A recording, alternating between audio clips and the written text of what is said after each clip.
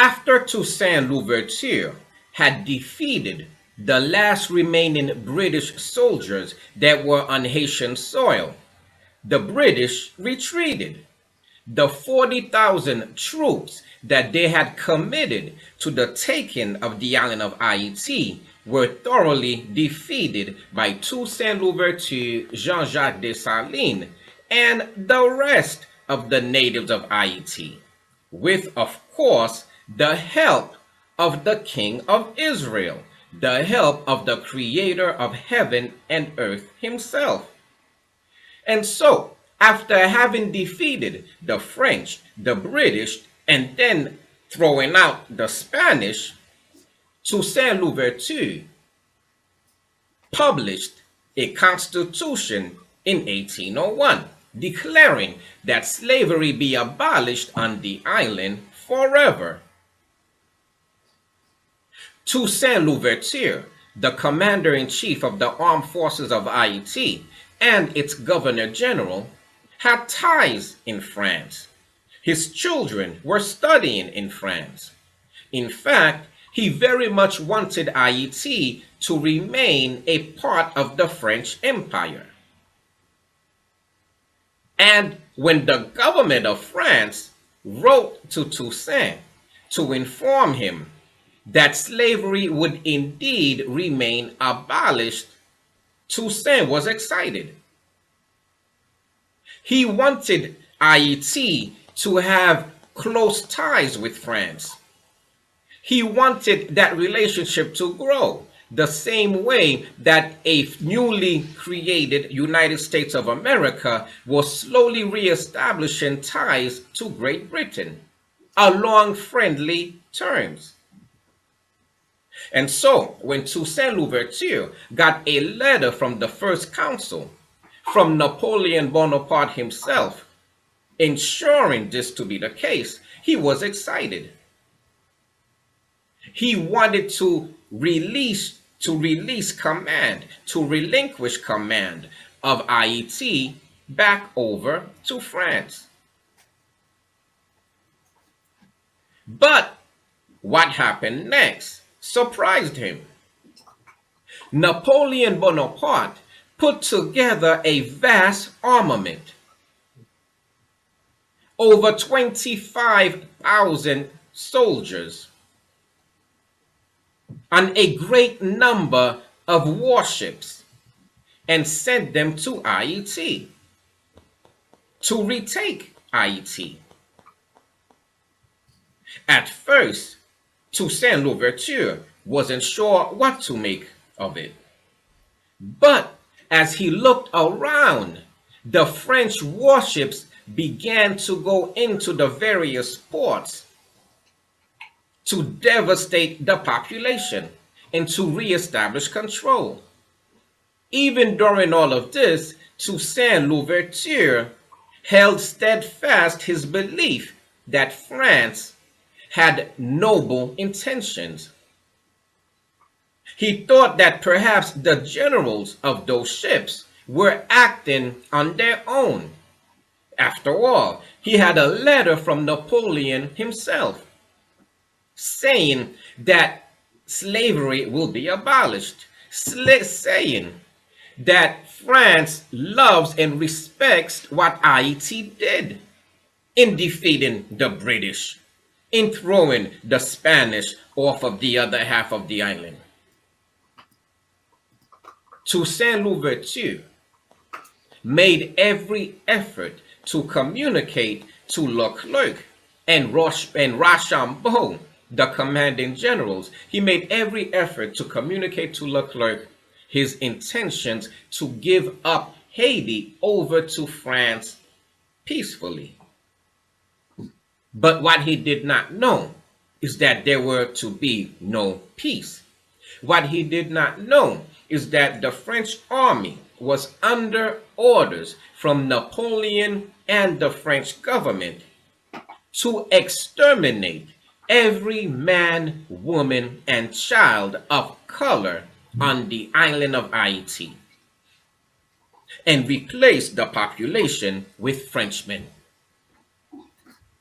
This is the plan that the French government came up with. This was their policy. This is what they discussed in their chambers. And this policy of extermination was now fully underway. And Toussaint Louverture could not understand. Let's read Jean-Jacques Dessalines' proclamation of April 28th, 1804. Let's try and figure out why Dessalines did what he did when he threw out the French out of the island after the war was over. Toussaint Louverture behaved as a noble gentleman. Toussaint Louverture was very honorable. He treated all of his prisoners of war with dignity and with respect, and never did he engage in any of the atrocities that the French and the Spanish and the British continually perpetrated in the islands that they controlled. To help us out, let's read from the Annual Register first. The Annual Register, or a view of the history, politics, and literature for the year, records and analyzes all of the year's major events, commits it to paper for you and I to read today. This, what we're about to read, was written no later than 1804. And so, from the Annual Register of 1803, we read on page 330. Our attention is next forcibly drawn to the events which occurred in the New World in the course of the present year. Those with which we shall commence our narrative as most interesting and certainly most important are the transactions of the French force in Hispaniola, the triumph of Bonaparte's general-in-chief Leclerc, and of his vast armament in Saint Domingo was not of long duration. The cruelty and deceitfulness which were exercised towards all the unfortunate Negroes who had submitted, and particularly to their gallant leader Toussaint Louverture, was more than sufficient to rouse the deepest resentment in their bosoms. Although the sufferings of hero, or the injustice offered to an illustrious individual, usually engages more of the attention of the world than is excited by multiplied acts of cruelty exercised in secret and an obscure person, yet in the colony of Saint Domingo, even the barbarous act of seizing upon Toussaint after he had surrendered and sending him to France to be made away with in cold blood was lost among the frequent and atrocious acts of horror committed by the French upon the unresisting Negroes. Frequently were the latter, when barely suspected of being likely to rebel, forced into vessels, the captains of which were instructed to throw them overboard when they go out to sea. Other ships were fitted up on a new construction for the purpose of their destruction. When a considerable number of these unfortunate beings were stowed in the hold, the hatches were closed, sulfur burned below, the fumes of which in short time occasioned suffocation. Those were acts that the French not only committed in the face of the world, but openly avowed. They even spoke of such transactions with their accustomed levity and gaiety, and to the mode of sending the Negroes out to sea to be thus destroyed, they gave the appellation of déportés en mer, or to transport into the sea. Tortures of the most cruel nature, burning their unhappy victims at a slow fire, and every other act of relentless barbarity were daily and hourly practiced by the French armies and government.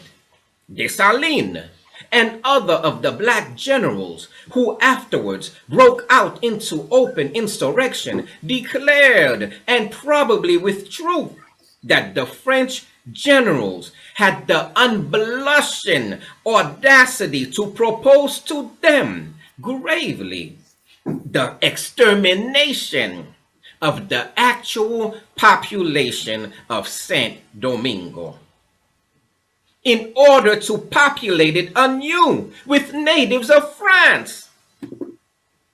The idea of exterminating 500,000 of men, women, and children appeared to those professional destroyers as merely a common act of policy.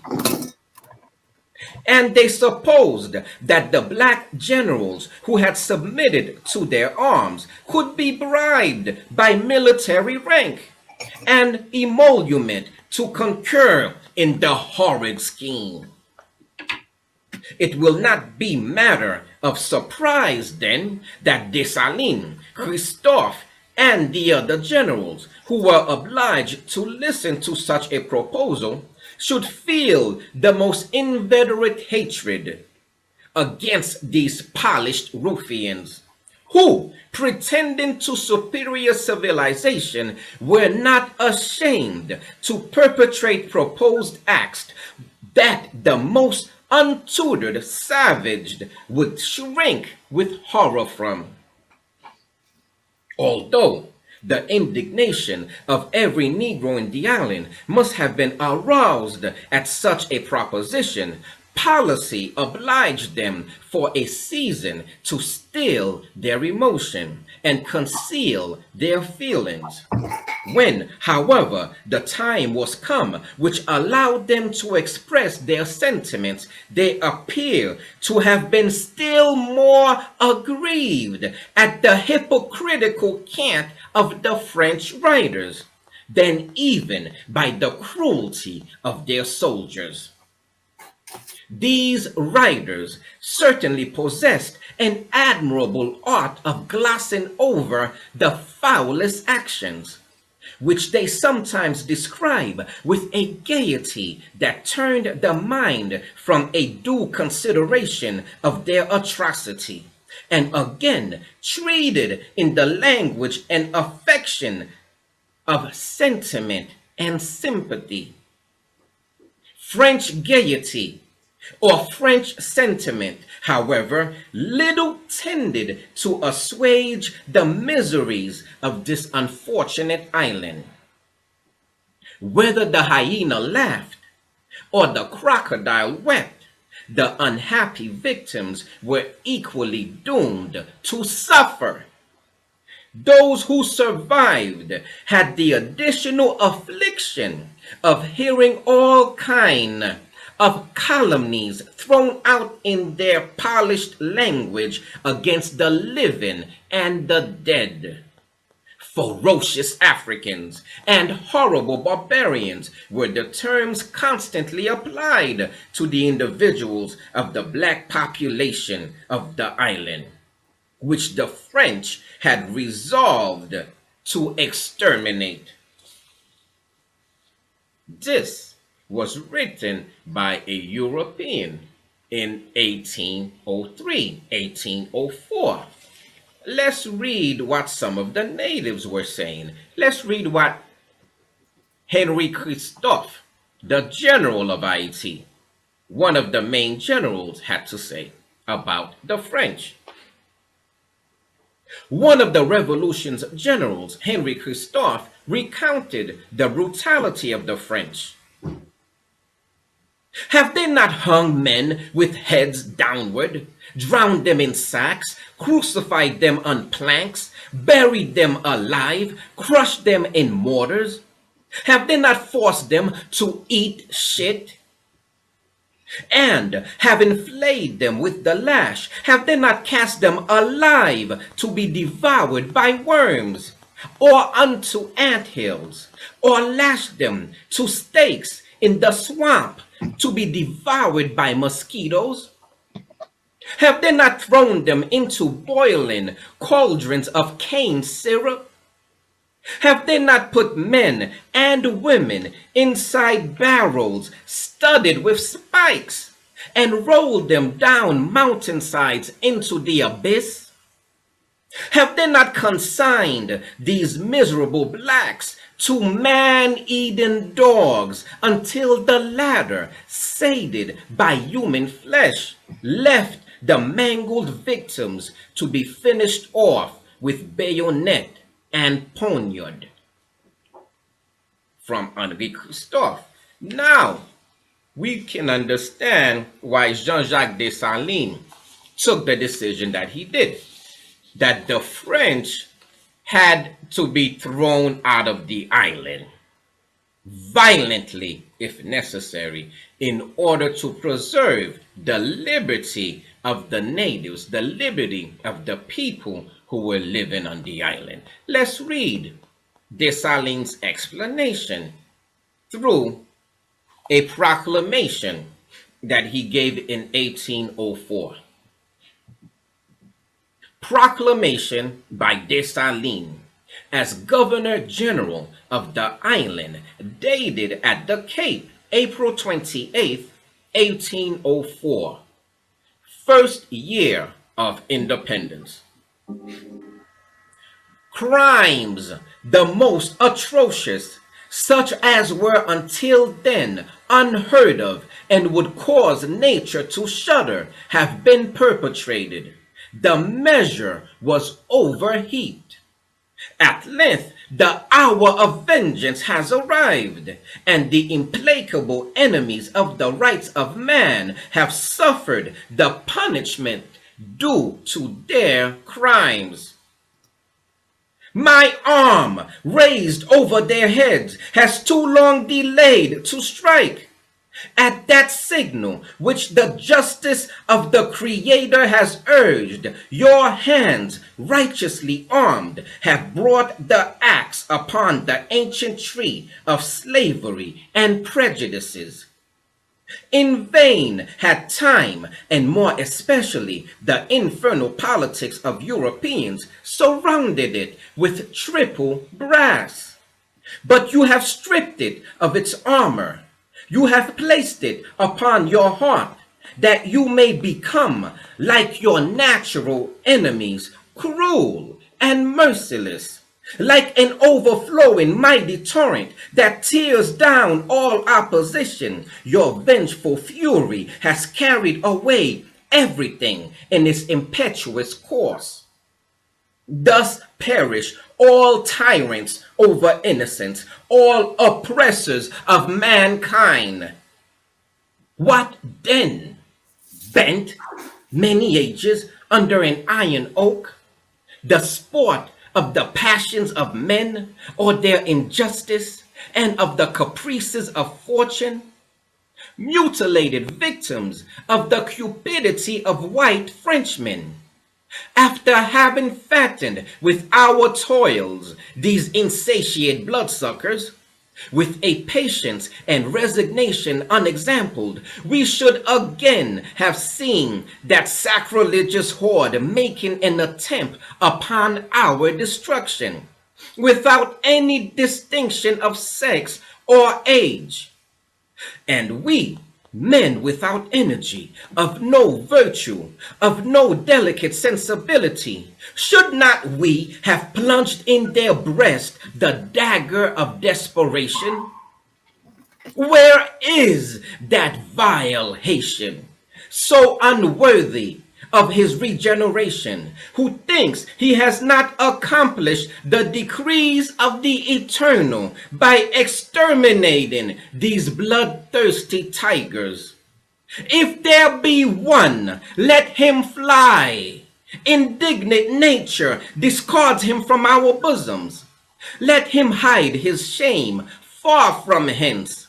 The air we breathe is not suited to his gross organs. It is the pure air of liberty, august and triumphant. Yes, we have rendered to these true cannibals war for war, crime for crime, outrage for outrage. Yes, I have saved my country. I have avenged America.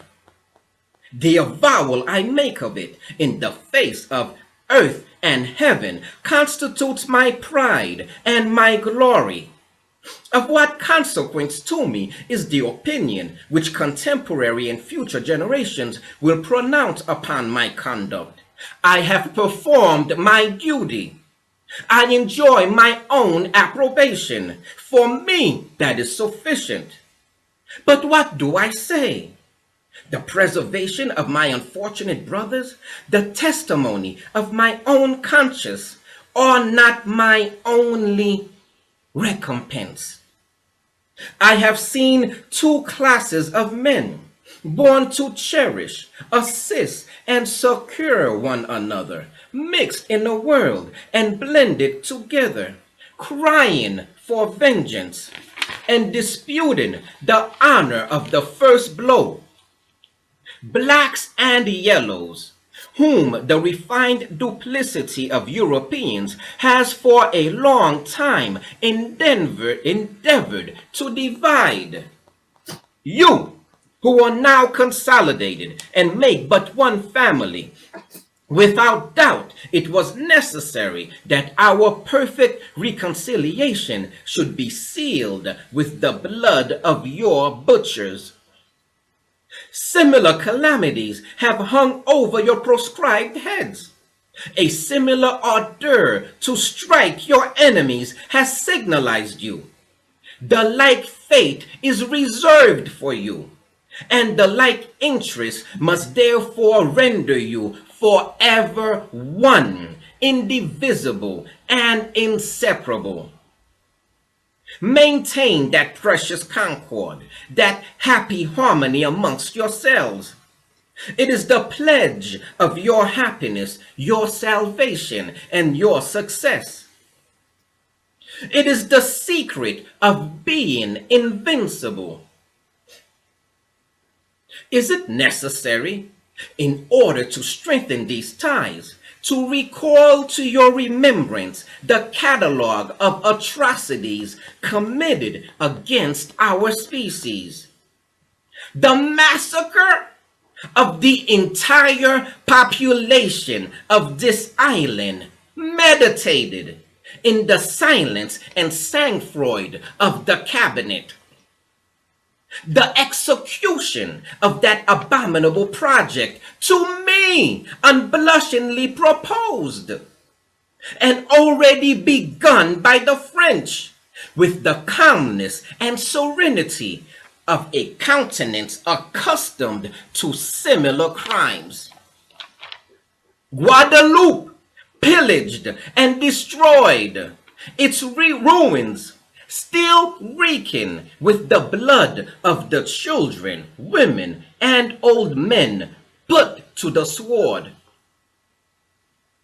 Pelagi, himself the victim of their craftiness, after having basely betrayed his country and his brothers. The brave and immortal Delgrès, blown into the air with the fort which he defended rather than accept their offered chains.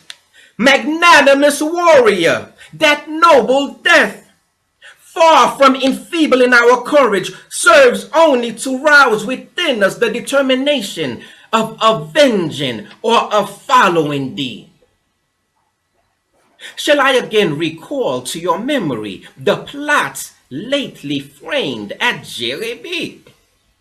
The terrible explosion which was to be the result, notwithstanding the generous pardon granted to these incorrigible beings at the expulsion of the French army. The deplorable fate of our departed brothers in Europe, and dread harbinger of death, the frightful despotism exercised at Martinique. Unfortunate people of Martinique, could I but fly to your assistance and break your fetters. Alas, an insurmountable barrier separates us. Perhaps a spark from the same fire which inflames us will alight into your bosom. Perhaps at the sound of this commotion, suddenly awaken from your lethargy, with arms in your hands, you will reclaim your sacred and imprescriptible rights. After the terrible examples which I have just given, that sooner or later divine justice will unchain on earth some mighty winds above the weakness of the vulgar for the destruction and terror of the wicked. Tremble, tyrants, usurpers, scourges of the new world. Our daggers are sharpened. Your punishment is ready. 60,000 men, equipped, inured to war, obedient to my orders, burn to offer a new sacrifice to the names of their assassinated brothers. Let that nation come who may be mad and daring enough to attack me. Already at its approach, the irritated genius of Haiti, arising out of the bosom of the ocean, appears. His menacing aspect throws the waves into commotion and excites tempests, and with his mighty hand disperses ships or dashes them in pieces. To his formidable voice, the laws of nature pay obedience. Diseases, plague, famine, conflagration, poison are his constant attendants. But why calculate on the assistance of the climate and of the elements? Have I forgot that I commanded a people of no common caste, brought up in adversity, whose audacious daring frowns at obstacles and increases by dangers? Let them come, then, these homicidal cohorts. I wait for them with firmness and with a steady eye.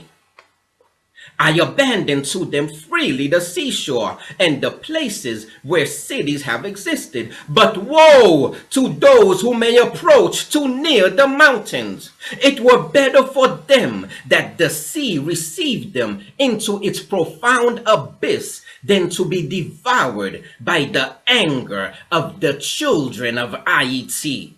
War to death to tyrants. This is my motto. Liberty, independence, this is our rallying cry.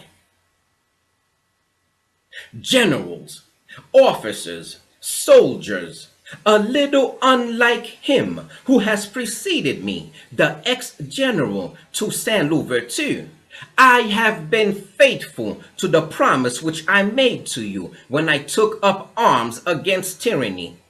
And whilst the last spark of life remains in me, I shall keep my oath. Never again shall a colonist or a European set his foot upon this territory with the title of master or proprietor.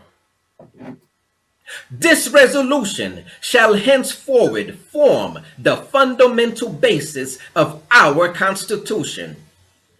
Should other chiefs after me, by pursuing a conduct diametrically opposite to mine, dig their own graves and those of their own species, you will have to accuse only the laws of destiny. which shall have taken me away from the happiness and welfare of my fellow citizens. May my successors follow the path I shall have traced out for them. It is the system best adapted for consolidating their power. It is the highest homage that I can render to my memory, as it is derogatory to my character and to my dignity to punish the innocent for the crimes of the guilty. A handful of whites, commendable by the religion they have always professed, and who have besides taken the oath to live with us in the woods, have experienced my clemency. I order that the sword respect them and that they be unmolested. I recommend anew an order to all the generals of departments to grant succors, encouragement, and protection to all neutral and friendly nations who may wish to establish commercial relations in this island. And there we have it. Dessalines, through a proclamation, explained in detail all of the atrocities of the French. And he explained that the French government, through their generals, proposed to him personally that he should help them exterminate every man, woman, and child of color, black and mulatto alike, on the island, in order to repopulate the island with natives of France. They asked Dessalines, Henri Christophe, and other generals of Haiti to their face to help them murder everybody on the island, all of their brothers and sisters, all of their family. You can imagine why Dessalines felt in the end that the only way that he can secure the liberty of the island is to throw the French out. He even went so far as to kill all of the French who had not already left the island. It was kill or be killed. The plan, the policy of the French government was extermination, complete and total extermination of an entire nation. That's what the Spanish had tried to do 200 years earlier. That's what the British did and other European countries have done in the Americas, in Africa, in Asia, and everywhere that they have went to all over the world in the last 500 years. A policy of extermination, annihilation of entire populations, of entire nations. Many nations no longer exist today that existed 500 years ago. In fact, there was well over 1,000 nations of natives in the Americas when the Europeans got here. Where are they today? Exterminated. What is the policy today? The policy is the same as it has always been. Extermination. That is their plan for most of the races of the world, for most of the other populations, most of the other families of the world. And this policy has already begun anew in Haiti. The earthquake itself was an attack, and it killed over 300,000 people in one day. The policy is the same. Extermination. And yet, even though we read that Dessalines wrote, we have rendered to these true cannibals war for war, crime for crime, outrage for outrage. And Dessalines had said that he would put to death anyone born French who still lives on the island. Dessalines could not bring himself to match the barbarity of the French.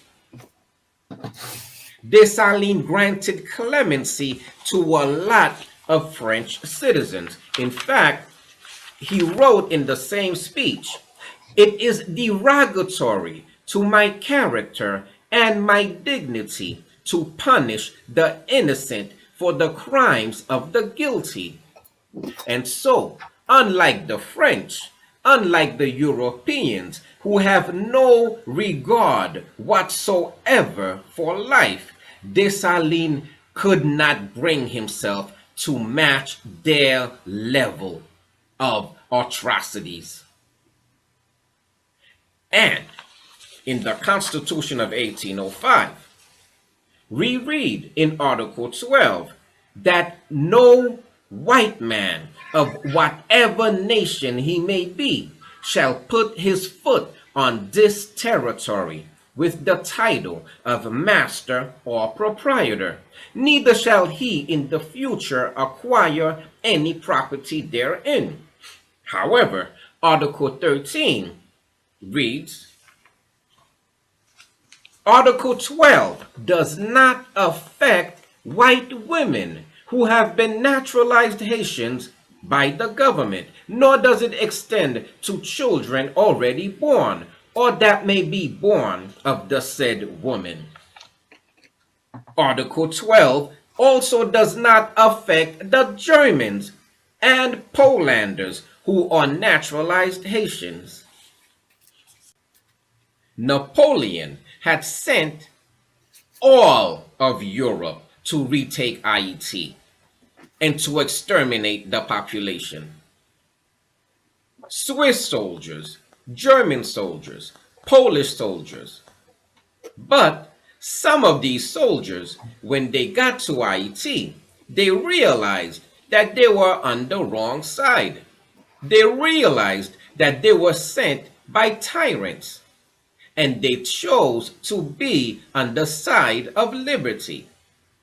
Dessalines recognized that, and he gave them clemency and permitted no harm to be done to those Germans, those Poles, and the Frenchmen who had helped the cause of freedom.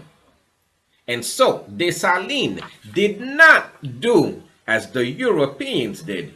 He did not punish the innocent along with the guilty. Hell-bent on world domination, conquest, and destruction, Napoleon would eventually send 80,000 European soldiers to retake Haiti and exterminate the population. 73,000 soldiers would fall dead on Haitian soil, never to rise again, never to return home. Contrast that with Dessalines, who we read in the Constitution of 1805 wrote, "No person is worthy of being a Haitian who is not a good father, good son, a good husband, and most importantly, a good soldier." Fathers and mothers are not permitted to disinherit their children. Article 14. The head of state is the father of the family of Haiti. There should not be any distinction of color within the family. Starting today, we consider all Haitians to be black. Everybody was considered to be part of the same family. When you go out to fill out an application, there is no question that asks you what color that you are, what race that you're from. In the Constitution of Haiti, everybody is the same. In a later proclamation that Dessalines made in May of 1804, he extended an olive branch to the Spanish. We read, "Receive here the sacred promise which I make, not to do anything against your personal safety or your interest, if you seize upon the occasion to show yourselves worthy of being admitted among the children of Haiti." Dessalines was about family. Dessalines was about paying obedience to the laws of the one true creator of heaven and earth. The actions that were taken by Dessalines and the people of Haiti was in direct response to European policy, to European racial cleansing. It was a direct response to Europe trying to exterminate the population of all of the islands of the Caribbean, at least the ones under French control. And sure enough, the rest of the colonies would have followed her lead. Dessalines also tells us that this policy of extermination had already begun. He mentioned Guadeloupe. He mentioned Martinique. The French were already in those islands and they were exterminating the native population in accordance with the policy of the French government, the policy of the French people, who held their silence, who did not intervene to do anything to stop what their leaders were doing. According to Dessalines, this policy of extermination had already begun. They were killing natives, killing human beings, killing our brothers, our sisters indiscriminately, without any regard to sex, to age, whether or not you're sick, whether or not you're in the belly, they don't care. They did not care. They still don't care today. The policy was being carried out. Dessalines had to stop them. And with the help of the creator of heaven and earth, that's exactly what happened. The Father intervened to prevent these horrors. The Creator intervened to put an end to this onslaught of perpetual carnage that Europe had unleashed upon the world. And the Father used Haiti to stop Europe. And what are they doing? What are the Europeans doing in Haiti today and in the rest of the islands? They are slowly replacing the native population with Europeans. The policy has not changed. Unless we open our eyes and study what their fathers did, we will not comprehend what their children are doing to us today.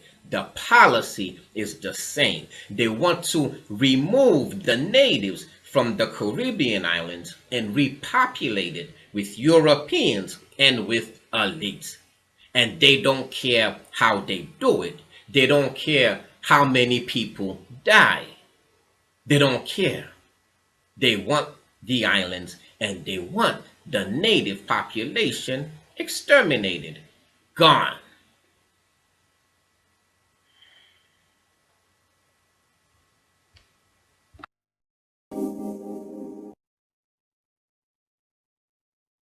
I just want to say, hey, um, it's been a minute since I've been on here. I've been really dealing with a lot and in reflection and really, man, this world is broken. I posted that on my Facebook this morning. Woke up around 3 o'clock, and as I do, just really meditating on life and really trying to get a grasp of everything that's happening. I mean, all over the world to so many different people. And it just really hit me today that, and today is a very important day. Before I go to what it hit me, but today is a very important day because today is November 18th. My son was born on this day, my firstborn. But the most important thing that happened on this day, other than my son being born, was the Battle of Verti. I never pronounced that correctly, and that's because my French is not right. But I really wanted you guys to get an understanding of what November 1803 meant and what it means. Because this battle did not and was not just a battle for Haiti or in Haiti. This battle, like in the title, the battle that changed Black history forever. And a lot of times when we are going in our daily ways and we're living life, especially if we are in America or in Canada or UK or somewhere where we benefit from being, in the superpower seats or the seats of power, living in these spaces, we tend to forget um, how our positions have changed throughout time and the people that came before us and what they had to go through or subdued for us to have the positions that we are now. Now, let's not be confused if they did not do what they did or had to, fight the way they fought. And throughout history, we would not be wherever we are right now, and it kind of makes you wonder, this generation, we have become a generation that, we're angry for a moment, we're angry at things that happen, and then an hour later we fall in line again. I don't know if it's in the water. I don't know if it's something that our DNA have now gotten comfortable in just being, you know, we beat the drum and then we sit down and we fall in again, and then we beat the drum and then we sit down and we fall in again. It's funny because it just seems like we're complacent, and it's easy to be that way. I think a lot of races are in that space right now, just complacent. We have so many things that keep us busy, and keep us entertained, that we're not paying attention a lot of times to little things being taken away, and how precious time is, and what we really what our ancestors really fought for.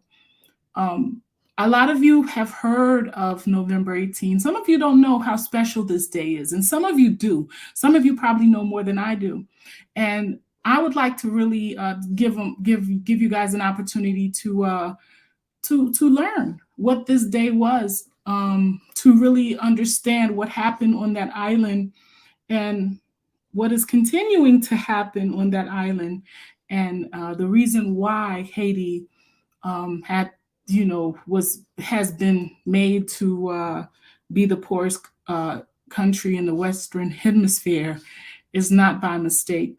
Um, and I'm sure, and I always say this, that if they had to do it, I'm sure they would do it again. As you could see, they still got some fight in them, even though um, they're barely dry bones for the most part. I mean, it's really at a very terrible place right now. What amazes me is the spirit of the people, and what amazes me is the ability to still want freedom. Like this thing, that so many of us take for granted throughout the world. It is very obvious to them that they do not have certain freedoms. And it's funny because the first Black nation to fight for freedom and to is still the same nation crying out for that same freedom. I hope you guys really appreciate this presentation, take note of it, and maybe try to institute within your future generations appreciation for November 18th. These are the days that we should be celebrating, commemorating. This is our true Veterans Day, because these men, these women, these children, because it was not just men, it was women, children, old people, everybody was a soldier. On that island. So this, I found this very interesting. There was so much information in this clip, and I thought that you guys would really appreciate it. I have missed you all. I can't even begin to tell you, but one day when this is all said and done, this thing that I'm going through, I'm going to sit back and give it all to you, let you all know what's been happening. Please hit the like button if you're just coming in. I want to welcome my new subscribers. I want to say I love you to my current subscribers. You know, I've missed you guys. And I want you to please share the video. Get some more people on this channel. I do have so much that I want to share with you guys. I can't wait to I can get back on information and really dig in. But this I could not sit down this day. This is Jean-Jacques Dessalines Day. You know, this is November 18, and this is a day that I know that my family will be celebrating and paying homage to for the rest of our lives and hopefully our future lives. And I pray that all Black people understand that the battle that changed Black history forever happened in Haiti. So let's learn about what that battle was and how it came about. Hope you got some popcorn, take a pad, get a pen, some paper, take some notes, share this with your children, share this with your friends, your families. This is something that we need to know. Thank you, guys.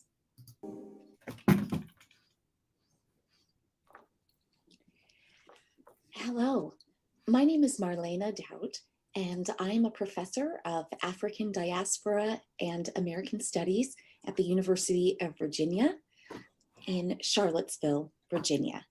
The occasion for us coming together today is the Battle of Vertières, the famous battle that ended the Haitian War of Independence. And so I'd like to just take us to the scene for a moment before stepping back to understand the significance of this day in Haitian history.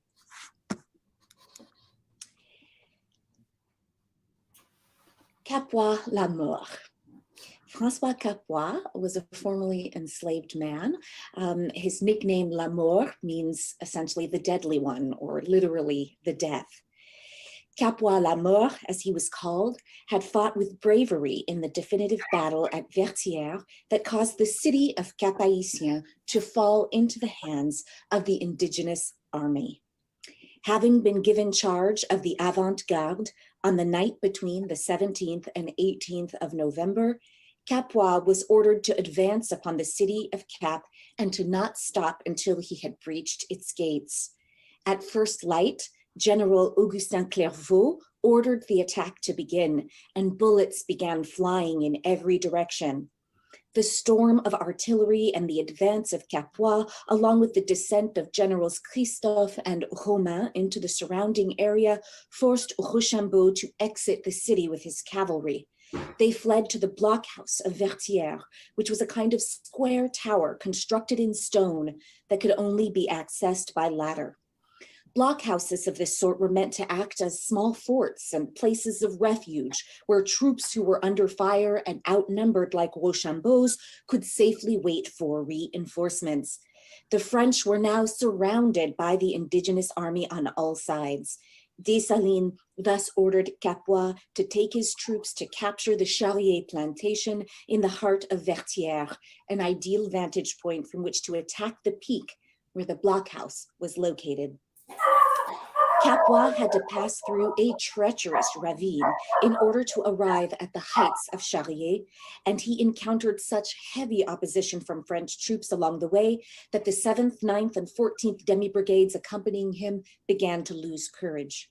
"We must, brave men," he said to them, "make ourselves masters of this mountaintop. The success of the army depends on us. En avant," he cried out. The French did not waver, however, and the 9th Demi-Brigade experienced numerous losses. But Capua, surrounded by the dead bodies of his comrades, was nevertheless determined. He mounted his horse and launched himself at the fort and did not stop fighting even when his horse was shot out from under him. A back and forth of bullets ensued, but assisted by the demi-brigades led by Generals Dessalines, Dau, Clairvaux, Gabard, and Vernet, the indigenous army ultimately set fire to the fort, causing the ammunition to explode. The fire allowed Capua's troops to storm Rochambeau's men with bullets, effectively leaving them with no defense. The remaining French soldiers were in the end forced to retreat. Rochambeau understood that this failed battle had effectively ended the expedition. Christophe had already conquered a neighboring mountaintop near Vigy, established his battery there, and they were now ready to overtake the city of Cap-Haïtien. But of course, revolutions are neither won nor lost in a single day, and they are not made with single battles either. So let us peel back the layers and go back to an earlier time when the French began to establish their plantation economy, their plantocracy that would be driven by the forced labor of nearly 1 million enslaved Africans. They established this colony on the western third of the island of Saint-Domingue, which the Spanish had renamed Hispaniola. The Treaty of Ryswick in 1697 officially ceded this part of the island to France. The colonists of Saint-Domingue practiced some of the cruelest slave punishments in the Atlantic world, including burning and severing limbs and ears and other body parts. And these events these kinds of punishments directly led to what would come to be called the Haitian Revolution, which of course refers to the collection of slave revolts and military strikes that began in 1791, and that resulted in the eventual abolition of slavery in this French colony and its subsequent independence and rebirth in 1804 into the first independent Black nation of the American hemisphere, Haiti. Now, the French colony of Saint-Domingue is, of course, known as a slave colony, but there were also different social structures in place that helped to create the combustion that eventually became the Haitian Revolution. At the top of this kind of social and economic pyramid, you had what were called the Grands Blancs, and these were the plantation owners. You had Petits Blancs functionaries, like lawyers and doctors. And then you had the gens de couleur libre, the freed or free people of color, who could often themselves either be functionaries or be plantation owners. So you had this kind of a contradictory society that wasn't strictly divided along the lines of color, even though color prejudice was one of the main motives and driving forces in keeping slavery alive there, and also in preventing the free people of color from ascending to higher social positions. And then, of course, at the bottom of the pyramid, you had enslaved Africans and Creoles, those people of color who were enslaved but born in the colony itself. A Martinican jurist and naturalist and historian named Moreau de Saint-Méry came to live in the colony of Saint-Domingue, and he created a 128-part racial system, a caste system, if you will, to describe all the different kinds of people of color who lived in the colony of Saint-Domingue. And this is just to give you a sense of the way that racialized discourses that we recognize today as fundamental parts of racism and white supremacy, how they sort of began to infiltrate Saint-Dominguean society, and by 1797 had become so hard and fast that they're basically printed in books, and people are essentially adhering to stereotypes and prejudices in order to keep the enslaved people subjugated, and also to keep the free people of color, despite how wealthy some of them could be, in an inferior position to all of the white inhabitants of the colony. Enslaved people, though the Haitian Revolution doesn't formally begin until 1791, they resisted all along the way. They sometimes broke tools, they sometimes devastated the crops. And in this very famous instance, we had a fugitive enslaved person named Macandal, who used a vast poisonous network, if you will, in order to sow the seeds of rebellion. And this came to a height in 1757. He ended up being arrested and executed in front of the church in Cap Français. And local legend has it that at the very moment that he was going to be burned at the stake, he transformed himself into a mosquito and flew away.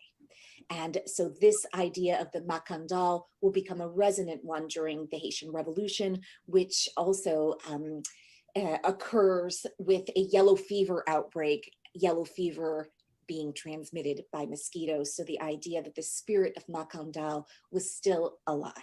So a natural disaster that was also a sort of supernatural disaster. And so while the enslaved Africans are in a natural state of war, to use one philosopher Montesquieu's words, with the plantation owners, the enslavers, the free people of color are also in almost continuous conflict, especially from the 1760s and 1770s forward. One particular free man of color, Vincent Auger, and his comrade Jean-Baptiste Chavannes, decided to corral a little less than 200 free men of color in October of 1790 to kind of agitate for the rights they saw white French people demanding back at home for themselves: liberty and equality. They wanted these things for themselves in the colony of Saint-Domingue. They had never been enslaved. They were from families that were free people of color for generations, and they didn't see why they should be denied things like representation and equality before the law. While the white colonists had other ideas, they continued to defy French law in denying them the rights that had been legislated back in revolutionary France. The French Revolution had begun in 1789.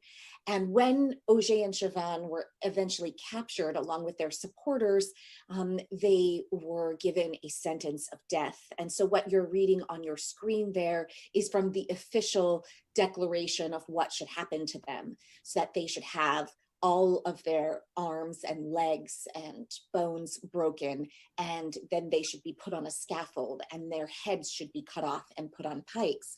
And this was done as a warning, both to other free people of color and to enslaved people who would occasionally also rise up in rebellion in isolated instances on the plantations.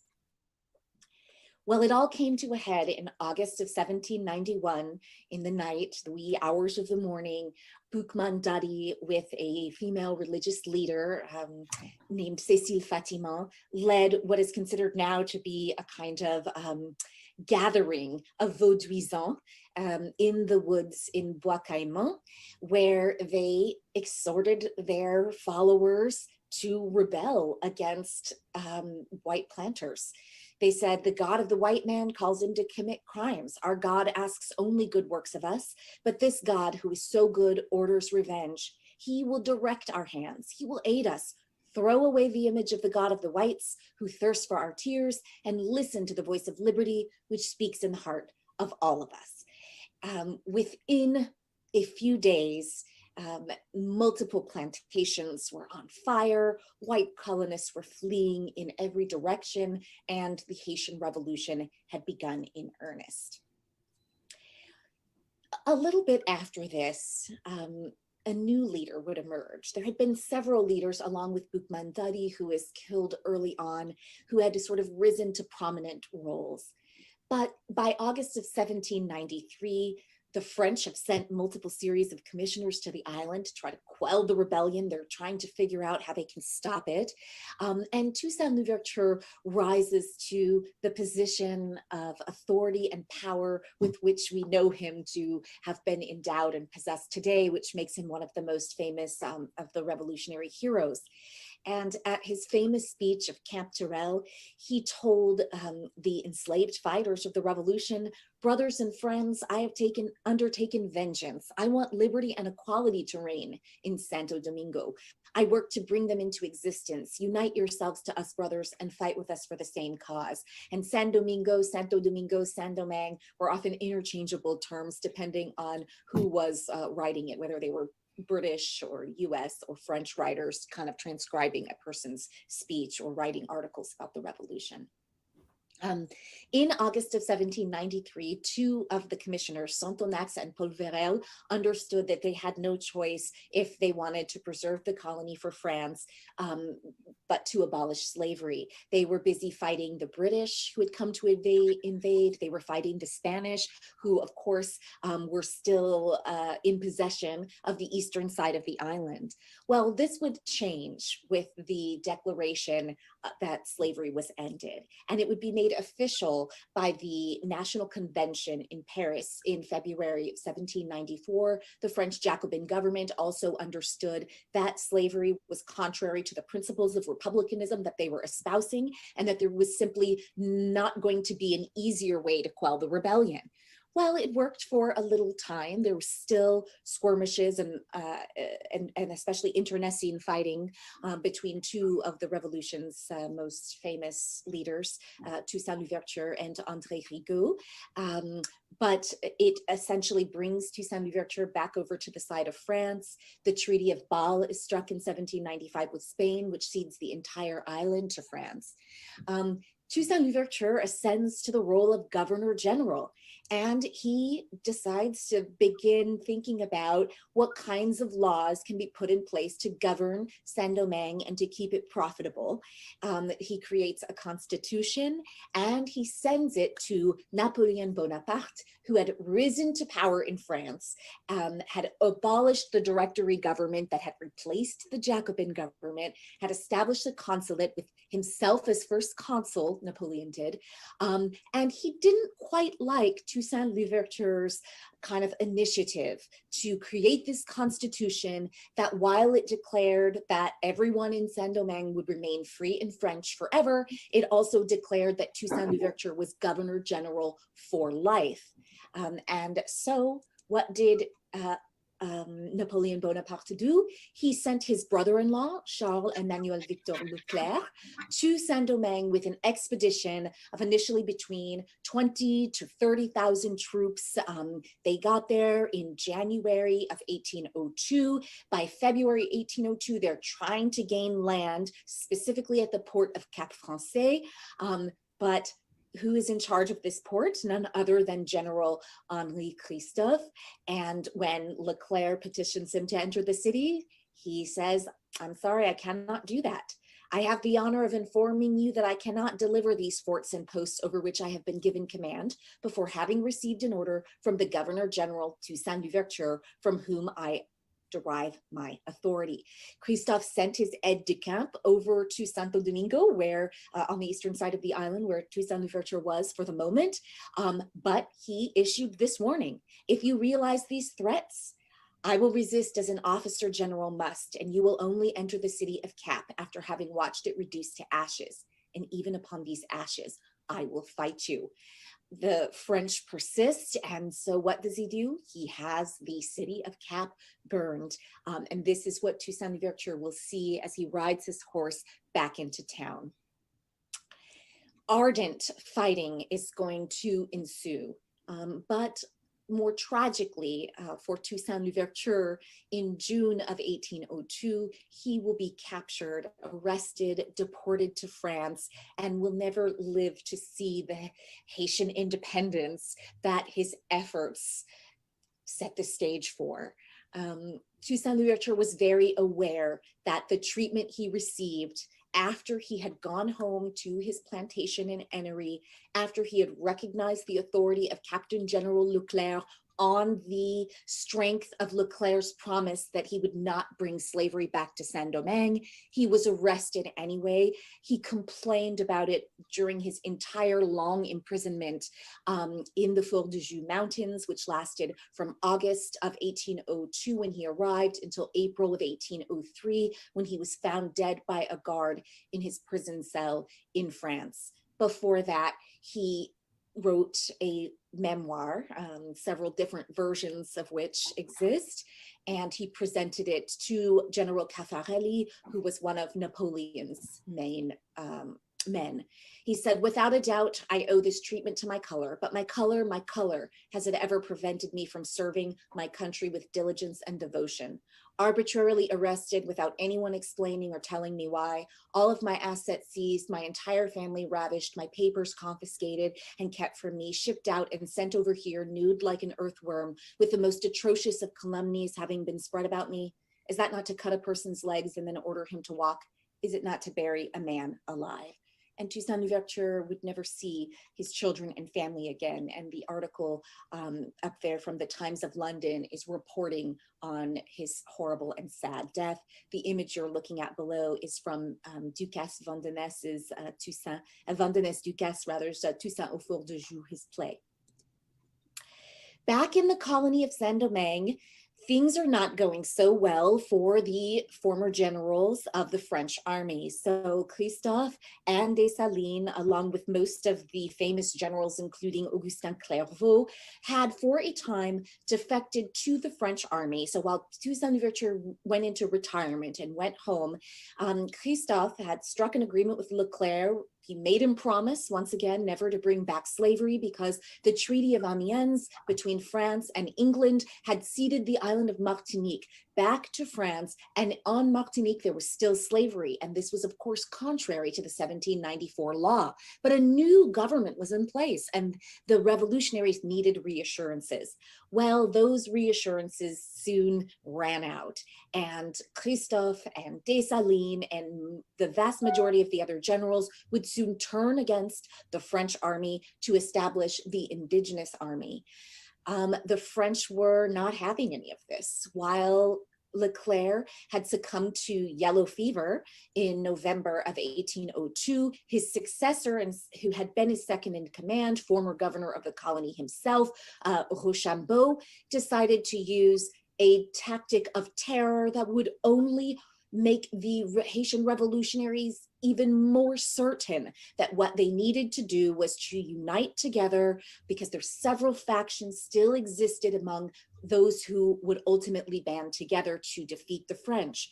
In April of 1803, Rochambeau sent dogs after the revolutionaries to devour them. And this image that you're looking at here is from Marcus Rainsford's famous 1805 History of the Revolution, an historical account of the Black Empire of Haiti. This is just a bust of Toussaint Louverture commemorating him in France that I wanted to show you. Before we get to the spirit of Toussaint is still alive, of course, because as he's boarding his ship, he says this apocryphal statement, you know, you've gotten rid of me, but the roots of liberty are still here and they run strong and deep. And that turned out to be true. At the Congress of Arcahaie, which took place in May of 1803, Dessalines is effectively able to rally the various factions in the colony together. And this is the moment when he is famously said to have ripped the white out of the tricolor flag to create the red and blue, which is, of course, today Haiti's flag. And you're also seeing in Madsen Montpremier's painting a depiction of Catherine Flon, who is said to have sewed those tattered shreds of the red and the blue together to create this flag, the standard of liberty and independence. And from this moment forward, the notion of independence is in the minds of the revolutionaries. It's not just ensuring that slavery never comes back. And of course, slavery had been reestablished in Guadeloupe in August of 1802 through violent means. And so they knew that they were fighting for their lives. And so liberty or death turned into independence or death. Which brings us to the Battle of Vertières, which took place on the night of November 17th to 18th.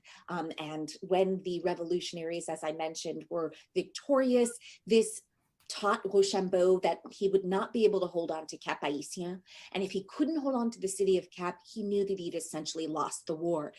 Yellow fever had ravaged his ranks. There were plenty of desertions, especially on the Polish Legion that Napoleon had sent to assist the French military. And he strikes, Rochambeau does, an armistice agreement to leave the colony within 10 days. Rochambeau surrendered effectively. And on November 30th, Dessalines officially assumed control of Cap Français, soon to be rebaptized Cap Haitien, and declared eternal war against the French colonists. This is a picture of Guillaume Lethière's Serment des Ancêtres, in which he depicts Dessalines and Pétion swearing allegiance over a tablet that says liberty and equality. And we know that on January 1st, 1804, Dessalines gives a famous speech and reading of the Haitian Declaration of Independence, which will subsequently circulate all around the world. And in this declaration, he famously declares that slavery is forever ended and that any French people who remain on the island who'd like to live in harmony under Haitian laws are welcome to do so, but for the rest, there will be an eternal and never-ending war, and that Haitians would rather die than to have slavery return to their shores. This is the statue of General Jean-Jacques Dessalines that lines the Champ de Mars in Port-au-Prince, and thank you very much. I would like to end there with a reminder that in April of 1804, Dessalines gave a famous speech in which he declared, "I have avenged America." Thank you so much for your attention. Okay, guys, so I want to ask you guys something. I want to ask you, by now, some of you have learned a lot about Haiti and the revolutions and the portrayal of Dessalines or Toussaint and I'm saying this because I know I've played a lot of these clips and we've talked a lot about these leaders, these revolutionaries on this channel. I want to give some of you an opportunity to come up here because I want you to understand something. Today being the, maybe the first time someone's saying, hey, this is a day, November 18, 1803, you know, the battle that changed Black history forever. It's funny because I'm speaking to you guys today, and today was the first time that I really thought about that. You know, I thought about our positioning and I thought about our stance in this world at this time. And I don't think that if that battle did not happen, we would be here at this time, because to be honest with you, it had been hundreds of years that we were enslaved or treated like chattel for the most part. Not to say it couldn't have been done anywhere else, but it was destined for them to do it, and they did. And when we think about Veterans Day, this is our Veterans Day. This was the battle that changed everything for our ancestors and for ourselves and for our future selves. And if we do not position ourselves to fight battles as they come to us, we will do them an injustice, and we will do ourselves and our children injustices. There's so much going on in this world right now.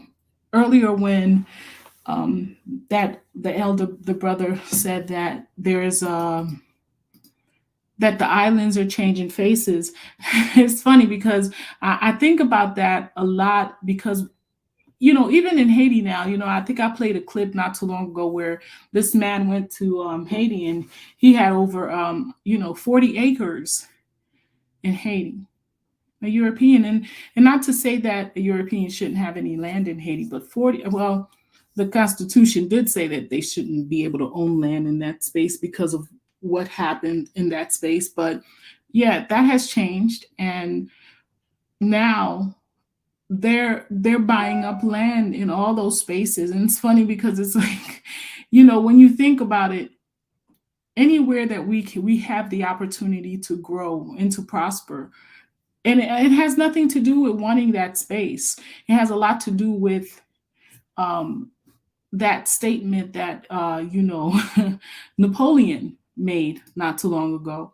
Well, not too long ago, I shared this on another page, and it echoes today. Their decision to move into those spaces and gentrify it, or to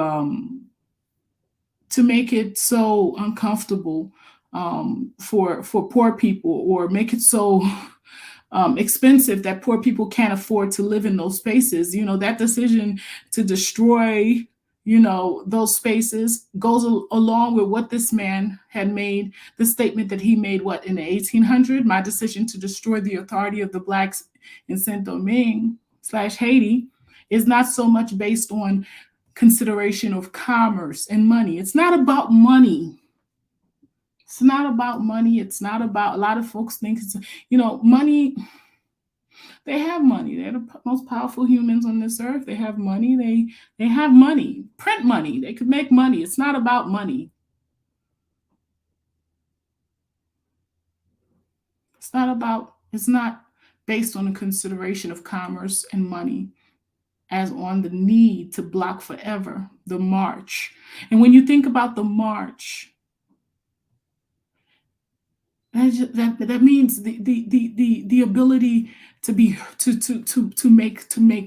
make sound on this earth, to have so many melanated humans that their power. There's power in the ability to have a march on this earth. And march, when you think of march, to block forever the march, if you watch a march, and you see it, it's a powerful thing. You're stepping hard on this earth. It's power. To block forever the march, which in this case means power of Blacks in this world. So it's like a never-ending battle for them to block forever. And not all of them, like he said, there are Europeans that don't feel this way, but there are some, for the most part, that feel like, hey, it's nothing personal, but it's not about commerce, it's not about, it's not about that. It's not about money. It's not about wanting to have more than you. It's about wanting to have more power than you, and making sure that you could never overpower me. And it's about fear. And there is nothing in this world that pushes you more than fear. And that's what those Haitians had. That's what caused them to fight so hard. And thank God they did, because if not, where would we be? And what you see happening in Haiti right now is a lot of fear. What's happening in all of our hoods right now is fear. When you see these young Black people out here just acting like they don't even understand that there's a tomorrow, like acting like there isn't a tomorrow. When people act like there is not a tomorrow, it has a lot to do with fear.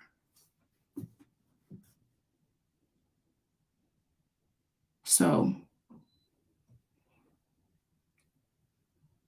I would like to ask you guys a question, what do we do about this fear? This fear that causes others to treat us this way, and the fear that we have that causes us to treat ourselves that way, and to not try to push ourselves in the places, in the spaces we need to push ourselves, position ourselves so we can actually win. I think it's fair. I think, the other day I was sitting back and I was watching a whole bunch of, just going through my Instagram, and there was a whole bunch of clips where people were dancing.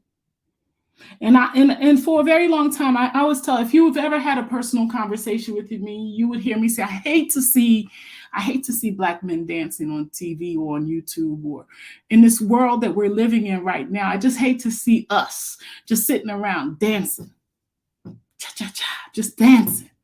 And it's funny because it sounds so negative, because that's a happy thing, right? To dance, to hear the drums, to be happy, that's a part of our nature.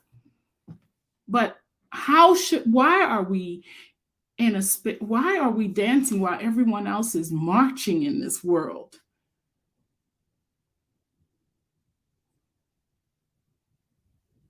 And it makes me wonder sometimes, like,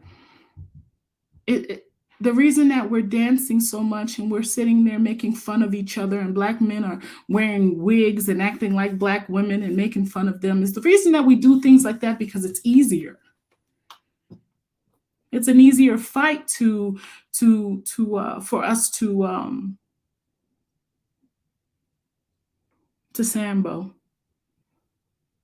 It's easier to put on a TikTok video and just dance to the next, fly Afro beat. I gotta admit, they be so good, you just feel like dancing. But should we be dancing for this world at this time?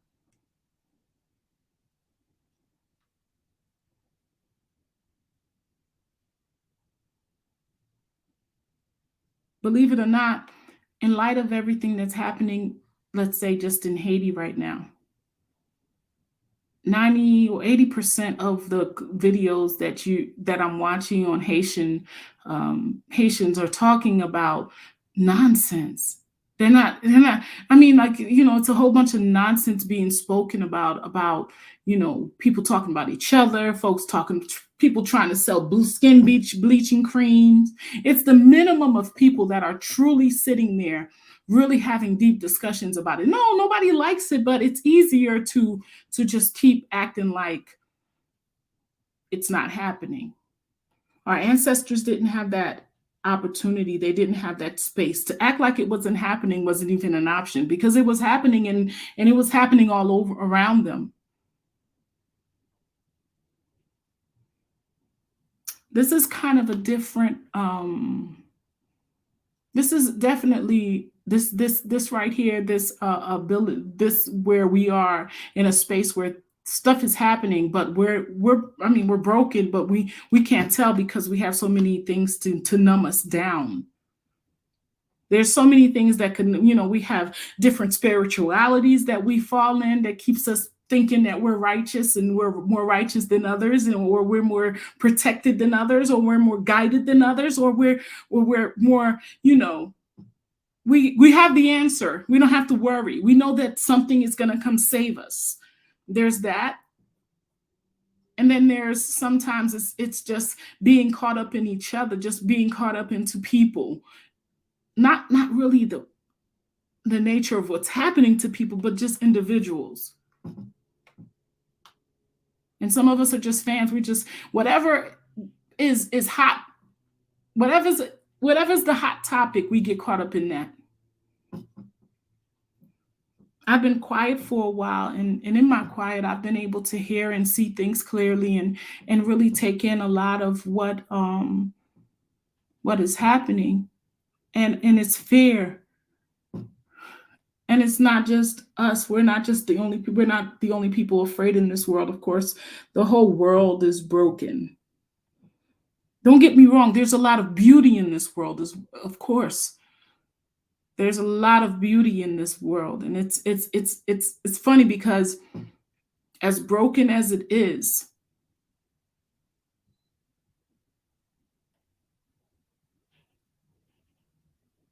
it's still the most beautiful thing. I think Earth has to be the most beautiful planet on this universe. But as broken as it is, I imagine a different world for all people. And you could sit around all day and you can hope and you can pray and you could wish that things will get better, but they will not. You just have to deal with the reality of what it is. And what it is for our people And what it is for our people is that we need to adjust. We need to take in exactly what's happening in the world. We need to pay attention, and we need to do what our ancestors did: make the necessary. We need to do the needful. We need to make the necessary sacrifices so our future selves can be propelled. And I've said this before on this channel, and it's important that we teach them the things that teach our children, teach our friends, our sisters, our brothers, our fathers, our mothers, because we could still teach them the things that they need to learn before they leave this earth. Because it's funny, because they keep talking about what's happening. Let me give you a little example. Let's say what's happening in Haiti. Everybody's talking about what's happening in Haiti, and these people are coming in and they're doing that. But for me, no one can stop the march of the Black man on this earth but the Black man. And for me, the biggest piece of it is what we're allowing. The word allowing stands out for me, because without that allowance, nothing can happen. They're talking about these corrupt politicians and these corrupt people that are just, parasitic. And I say it again, these parasitic adults running that country was raised in parasitic homes. We're raising children that do not care about other children that look like them.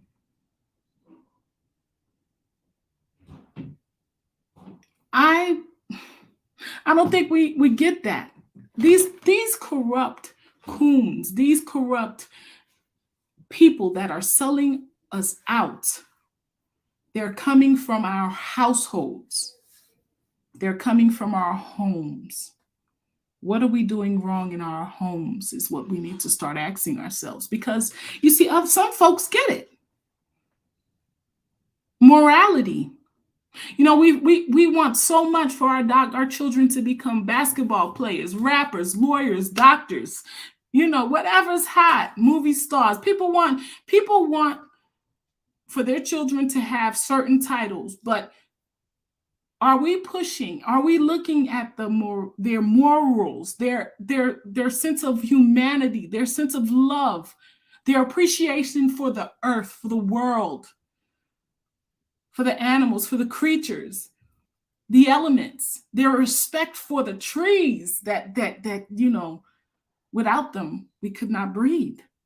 Their understanding that the ocean is bigger than us. Are we teaching our children that there are elements around them that they cannot even see that protects them? Are we helping them to understand how important life is? Because you see, we raise our children, and some of us, for the most part, in good intention, want our children to be, we want them to be successful. We want them protected. We want them to go out there and win. And we have this list, that was given to us. We have a blueprint of what winning looks like.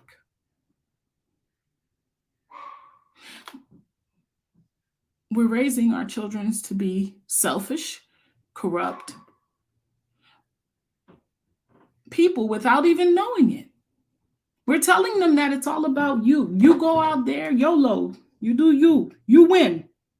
By any means necessary, you go out there and win.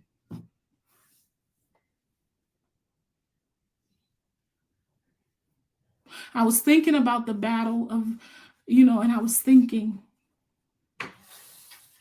there were so many people that left. There were so many folks that, when Toussaint After that first battle, there was a lot of folks that just left the island and went to places, or tried to go get away from it, and just, some people preferred to go be slaves in other spaces underneath the French, wherever the French went. Some went to America. They went to Maryland, they went to Virginia, they went to South Carolina, they went to Louisiana, and some Black people followed them there because they wanted the protection of security. A lot of times we don't talk about that. They volunteered to go with their slave masters, with their colonizers. Now, I'm not judging them because that was their decision. Because the reason I say I'm not judging them is because a lot of us are making that same decision today. And it seems like there's no other choice.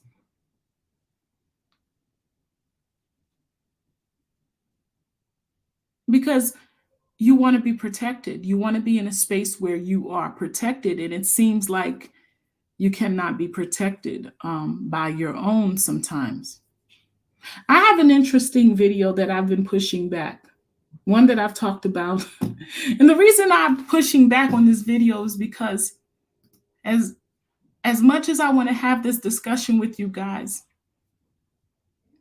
and the title, of course, is called, Can the Negro Rule Himself?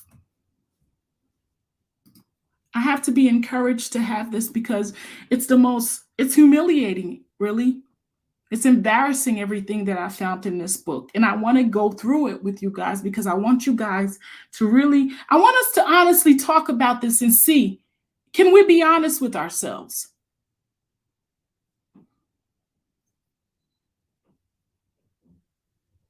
What makes us unable to rule ourselves?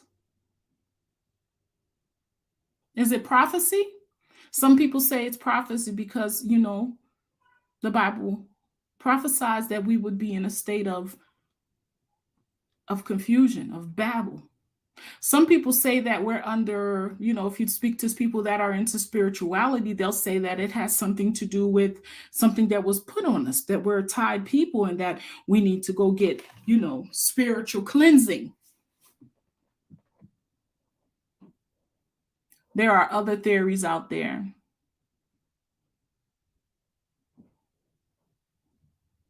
But I'm going to tell you something. Once I get this book and we go through it, or we have this discussion and we go through some of these chapters, and this book was written in the 1800s,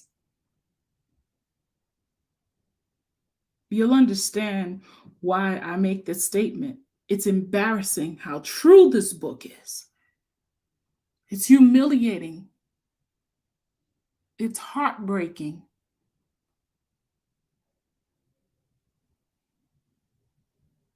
Like when you think about one little island like Haiti, like Haiti, how does it have so much corruption? It's easy. It's easy to say, well, if you starve people out, they'll do whatever they need to do to feed themselves. And once you feed somebody, they're not going to want to go back to lacking. I get that. But how are we raising our children? What morals are we giving them?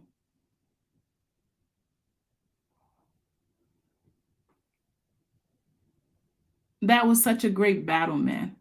This lady didn't even do it justice. I didn't really want to put the video that I really wanted to share on here about that battle that happened in 1804, November 18th, 1803 through 1804. I didn't want to share that because it was a bit much. But I would suggest that you go do your own research and learn more about this battle and understand that if it were not for the sacrifices made on that island, we would probably not be positioned where we are. I'm not going to say for sure, but 90% in my heart, I don't believe we would be where we are right now. Not that we wouldn't have had other battles. There were many battles going on in many different spaces, but this one was spiritual. And I ask you to start having more conversations in your homes about morality, about what's really important, because I think somewhere along the line we've all gotten caught up in the web of materialism and in the web of independentness. You know, they always talk about Black women wanting to be independent or women wanting to be independent, but it's not just women, it's men and women. We've all abandoned our post. We have all abandoned our post, and we've taught the children how to do it. You could be a father and a mother raising children in a home. If you're not giving them a sense of humanity and morality and appreciation for self and for those people that are in your sphere, in your cipher, if you're not giving them that type of appreciation, if it's you got to do better than your neighbor type of mentality, then we've lost. That's how you lose a war from the inside. And man, we're doing a great job of that. But like all things, if you see the problem, you can make the change. I think it's about time that we honestly start talking about these corrupt leaders that we have, and understanding that they are as corrupt as the homes that they were raised in. I want to thank you for this. And you say no nonsense in the Haitian, no nonsense on the Haitian videos that I watch, including shorts, but only on YouTube. Here is one. Remind me of Kara Kebi region of Togo. There's a lot of drama that goes on. And thank you for the super chat. You always look out for me. Thank you. There's a lot of drama that's going on right now, and I think it has a lot to do with fear. People are dancing, and it's funny, dancing to music, beating drums, and acting like life is normal because it isn't normal, and they could see it. I mean, you would have to be blind to see that the world is broken, and if you want to ignore it, then you can do that. And some of us are standing in very strong countries where we have, for people, a sense of power, because the governments have a lot of power. But then a person like me that understands that some strong countries are strong because they make others weak. It's really hard for me to eat in that plate sometimes, although I'm very grateful to be, let's say, in America, because I know that there are a lot of people that are not in this space and have the ability to do all the things that I do. But then you have to keep in mind that our strength sometimes make others weak. And for me, man, that's just, the thought of that just makes me really sad. The thought that I have 24-hour electricity, I have water whenever I want it, as long as I pay the bill. Same thing with the electricity. I have a home as long as I pay the bill, and I have the opportunity to work to do so. And then you look at others that don't have the opportunity and have not, through generations, and generations had the opportunity. Yeah, the world is broken. And it seems like those that govern it feel like this is the only way that it should be. The strong, will eat, and the weak will starve. And if they don't starve, they will get the crumbs, if there's any left. I don't try to come on here and be really depressed, y'all. I truly am depressed with all that I'm seeing happening. And it's hard for me to ignore it. I wish I could just get on here and get on TikTok and just shake my hips and whine and grind and, show all my. I wish I could do that and be happy, but that's just not me. It's not the way I think. It's not the way I wish I could see the world that way sometimes, but it's really hard to do so. I'm ready for us to. I'm ready for us to really take the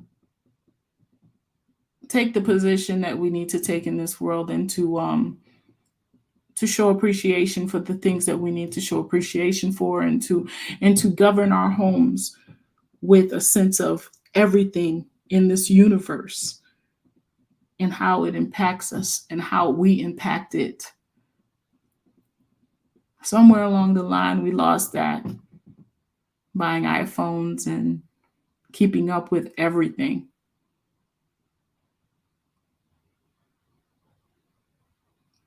I'm so ready for a change. I used to talk about going to Africa a lot, and I have to tell you guys something. I don't know. I don't know if Africa is ready. I really wish it was.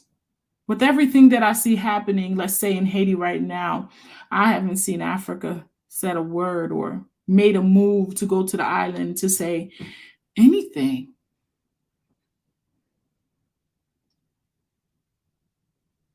I don't think we really understand what that means, though. Because anything that happens in a European countries, they go to bat. They go there. They speak up for it. They do so much to show that they stand with their people. And we're all, somehow interconnected, but they show their connection, their close connection to their people.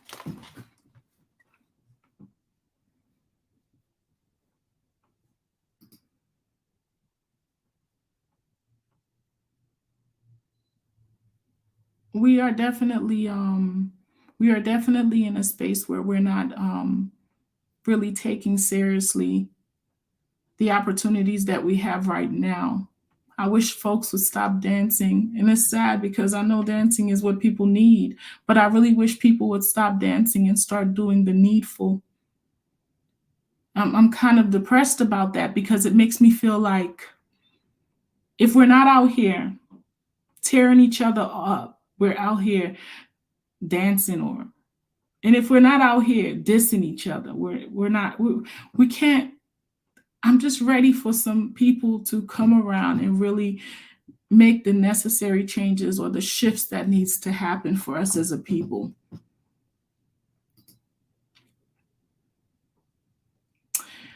Mr. Igwe says, it's the 75% single mother rate. Most of us were broken due to the circumstances of deprived upbringing. Single mothers are raising broken children. This is the source of dysfunction. Single mothers are made by fathers that are not there, Mr. Igwe. I mean, you always say that single mothers is the source of the brokenness. I get that, but fathers not being fathers, not being husbands, not being even friends to the people that they're having children with is a big problem. And I know you probably didn't mean it that way, but when you speak of single motherhood at the rate of 75%, are you blaming women for this? Or are you, because I know you were in that space, are you still blaming single mothers for being single mothers? Or are you understanding that single motherhood comes with men not being fathers and may be responsible enough to be husbands? The best thing we can do is build strong relationship between husbands and wives, strong families, strong extended families, strong communities. I agree. I agree with that 100%. But more than that, We need to be able to relate humanely within to each other, even if we're not related, even if we're not just by you walking down the street. We need to be able to teach our children to love to love ourselves, regardless if we even know ourselves. And it's funny because I see that in certain communities where I see that, especially, let's say, I have a couple of people. I used to live next to a couple of Indians from India, and you would see these people. I don't, for the most part, when they go into places like the mall, they would know each other, but then there would be a sense of recognition. And I think there's a sense of respect and appreciation that we lack as a people for each other. But it's not even about the relationships we have with us as humans. It's the way we see things, the way we relate to this earth, the way we relate to, look at all that lush land they have in Haiti, and for the most part, everybody's running to the cities or trying to run out of the country. And, we're raising our children in the islands for the most part to want to go to bigger countries like UK, America, Canada. The moment the child is born, your biggest dream is to have them fly out of the country. And same thing in the hood. The moment that child is born, you're not raising them to uplift their communities. You're raising them to move to other communities, because this will never get good. This will never change. And if we don't make the changes where we are, what's going to happen? Do we think others are going to really let us in and really partake of theirs without making any beef about it? No, we have to make the changes where we are. We're all just trying to get away from ourselves. Igwe says, no blame. The culture surrounding courtship, dating, marriage is dysfunctional. The court,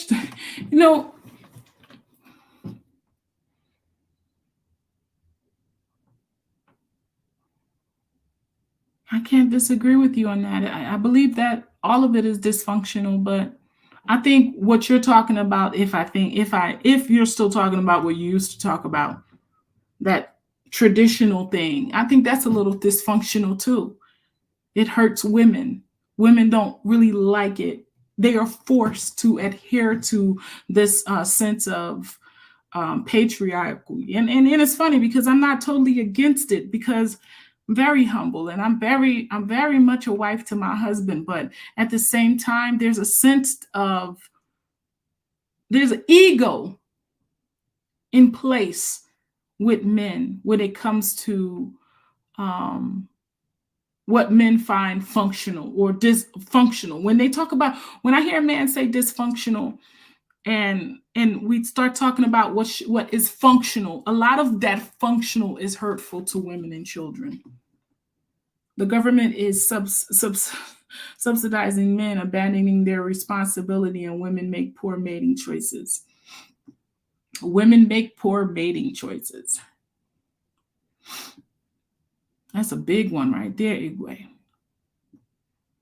I can't say that I disagree with you, but at the same time, what are their choices? There's very few men out there that are very much inclined to, and I'm not being negative about it. I don't think men or women, I don't think a lot of us, and I say us because I had to go through a couple of bad relationships to finally get to a good one.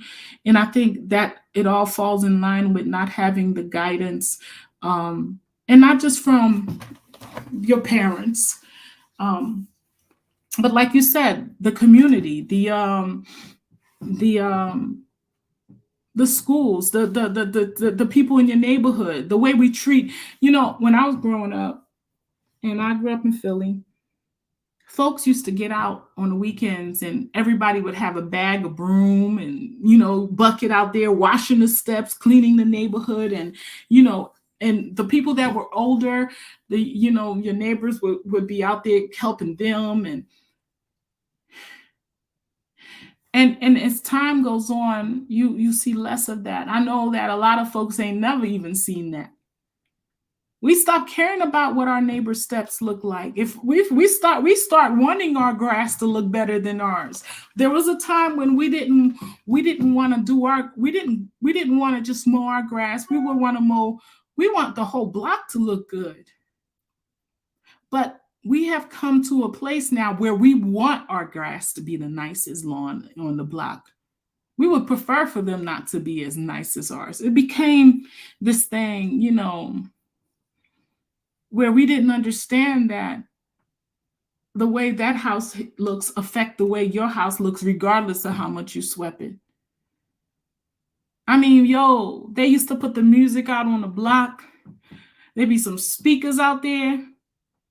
And you would see young men, young women, old women, everybody just out there, women out there cleaning, men out there cleaning, the kids cleaning. And afterwards, you see some folks bring out the grill. And it wasn't just because it was a block party.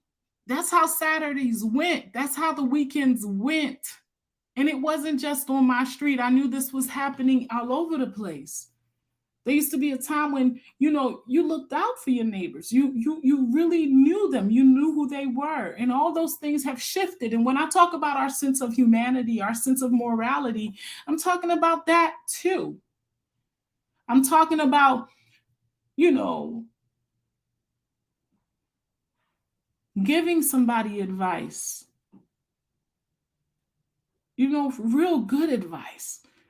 Like I used to have older women on my block. They would talk to me about things and really, school me on things. And these days women are hating on women and, trying to, see if they can be more liked or be more appreciated or, pick me women all over the place. Everybody's dissing everybody else. It used to be a time when brothers looked out for each other.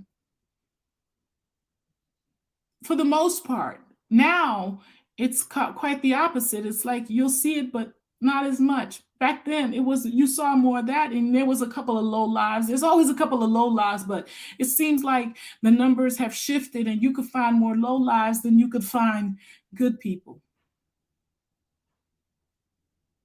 Don't y'all miss having good people around?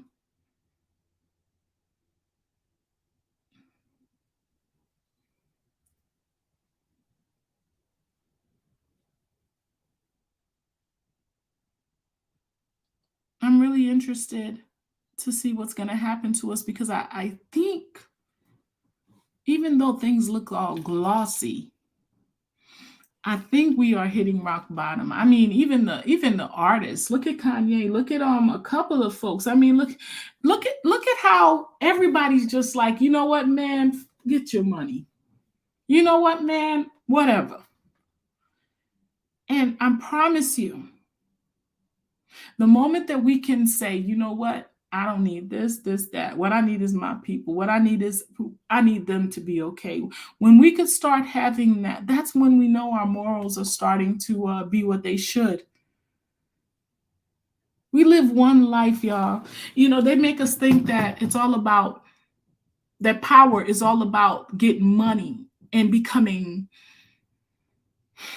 and getting all these material things. You can't take it with you. You cannot take it with you. And you live in this world maybe a good 60, 70, 80 years. If you're lucky. If you're lucky. So think about it. If we grind, and all the grinding we doing is for money, where does that leave us? I mean, I was talking to somebody the other day and I'm like, yeah, all of that is fly. All of these things you're able to buy and, do this, do that. But think about the hustle. You spent all your life hustling for these material things and life is so fucking short. Life is so short, man. And we don't even get to take it in. There's no appreciation for it.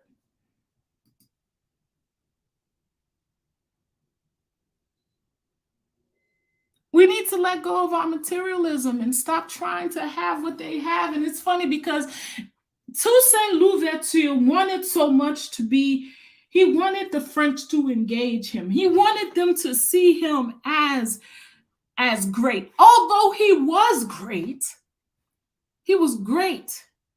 He was great for what he came to be great for, but that wasn't enough. He wanted them to stamp it. He wanted their approval of this greatness. And that was his downfall.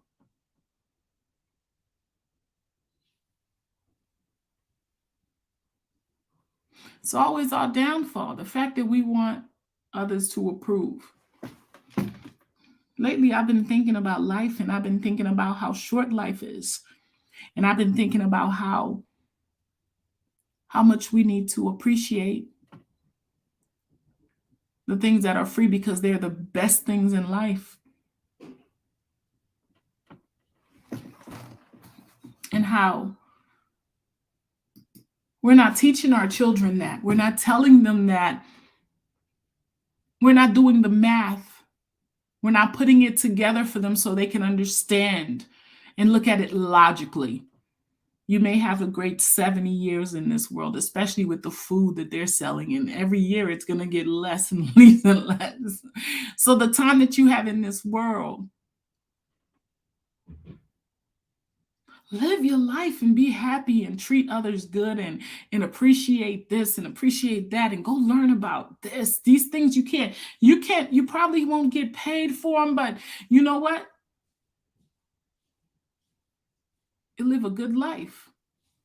What if we weren't, especially us melanated people, we weren't created to be materialistic, and we weren't created to have what if we were not supposed to be running or hustling for the power, for the bling bling and all the things that they create? What if that's our weakness? Our weaknesses are wanting all these things that they put out here every year. What if that's our weakness? What if that's what's stopping us from being able to do the type of magic that our ancestors did? What if that is our blockage? Are one of all these things that they put on the table? I think about that, and then I think about when, and I don't know if you guys know about the Bible, and when supposedly Christ was tempted and he showed him all these things in the world that he could have. Sometimes I think about that when I think about all the things that I have around me. Have you guys known anybody that died lately and they had a lot? And have you ever known anyone? Have you ever heard about somebody dying and then all those things that they purchased and that was theirs, and it was in their house, be it in their bank accounts or their car or properties that they have? You cannot take it with you. And you can leave it for your children, but they cannot take it with them.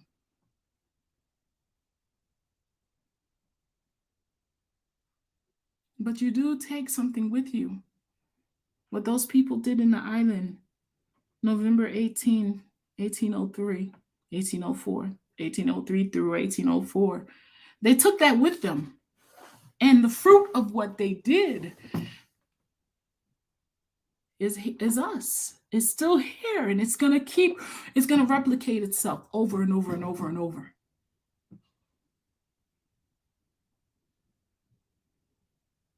There are trees that have existed prior to our parents' being here, and they'll continue to go on without all the materialistic things that we feel like we cannot live without, that we hustle for, that it's all about the hustle.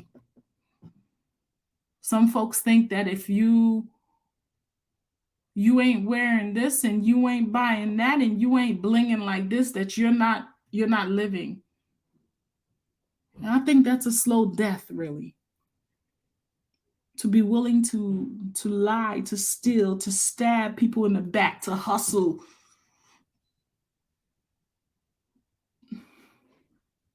to do all kinds of things, to be in a job where you're just putting out all your energy. By the time you get out, you don't even have enough energy to love your children, to just have a real deep conversation with your husband, your wife, your friends, your family. You're not even able to look at half of the stuff that you done bought. You probably can't even appreciate or enjoy it because you're too busy trying to hustle to get more. And by the time that you may retire and be able to go and enjoy some of it, you're too old to really, or too broken. By then, you're too sick to even stand in it. Igwe says the issue is Black women don't need their men. This is why many choose single motherhood. Are you crazy? Igwe, women don't choose single motherhood, my brother. It chooses them. They don't choose single motherhood. Women do not choose unless they go and pay to be inseminated and say, I do not want a man to raise my children. They are not choosing. Now that's choosing single motherhood. But if a woman lays with a man and for whatever reason that situation does not work and she ends up being by herself and sometimes become bitter, whatever the reason might be, that's not a choice. That's a circumstance.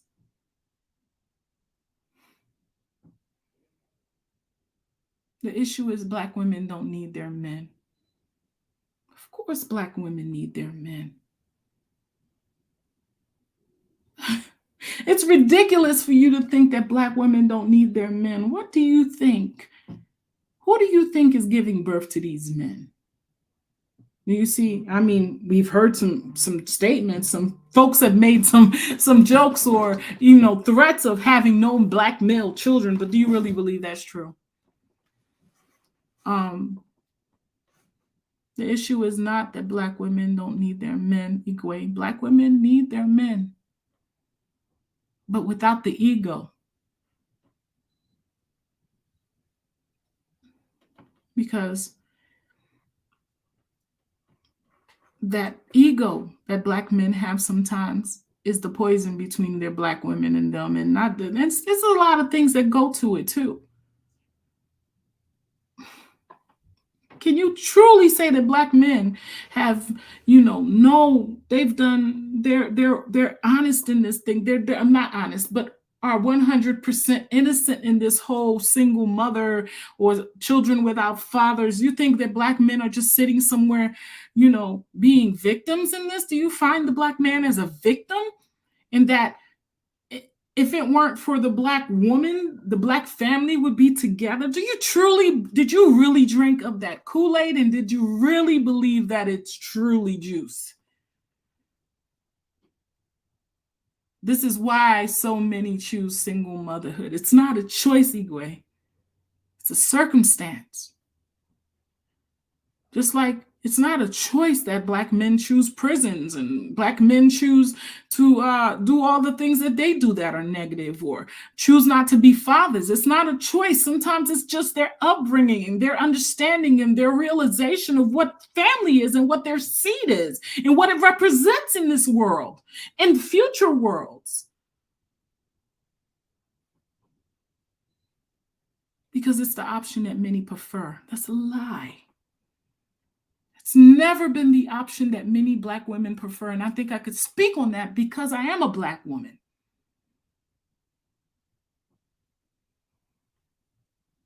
Then you go on to say the problem is the cost of choosing single motherhood is very high. Women are not choosing again to be single mothers. And it's year 2022, sir, and you're still thinking along these lines. I don't know. If you think about it, the reason for the 49-year-old leasehold is the renewal of vows. Wow. Wow. Nothing else, community first. Thanks again for the super chat. I agree with you 100%. Don't worry, I want to live it up. M.A. I'm going to tell you guys something. And Igwe, I understand your opinions on Black women.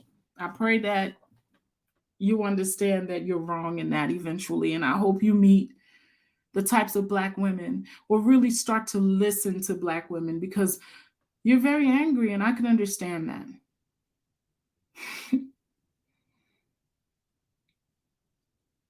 And that's why I say our sense of morality and our sense of humanity and understanding of ourselves is completely off.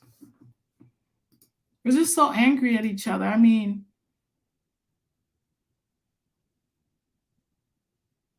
with Black women choosing to be single, that is just completely out of, that is like, that's the most ridiculous thing I have heard. But you're not the only one saying it. I mean, there are quite a few Black men out here that really truly have this thought that Black women are choosing to be single.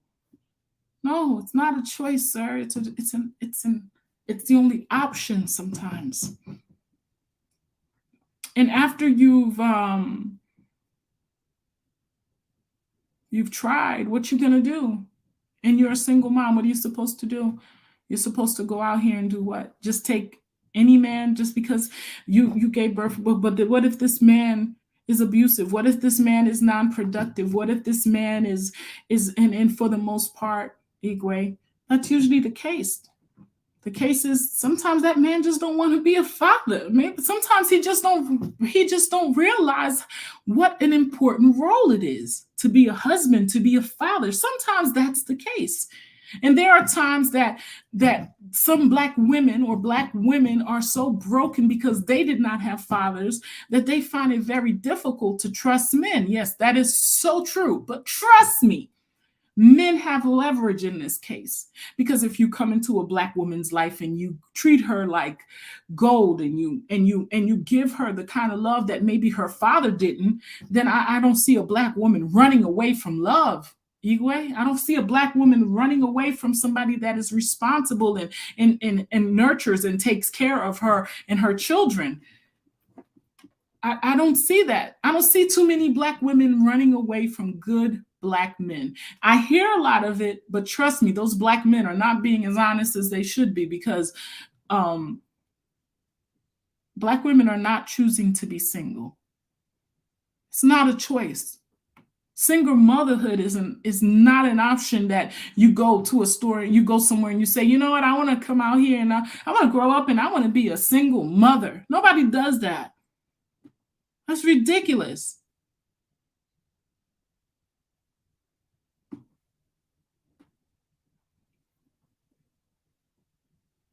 Sometimes you don't know what it is to be a wife. That's true. A lot of young Black women did not or were not given the skills that is required to be a good wife or a good mother because they didn't have it for themselves. That's true. But then when you say that, you also have to say there's a lot of Black men that were not given the tools required to be husbands, fathers, uncles, grandfathers, brothers, cousins, and sometimes just being friends.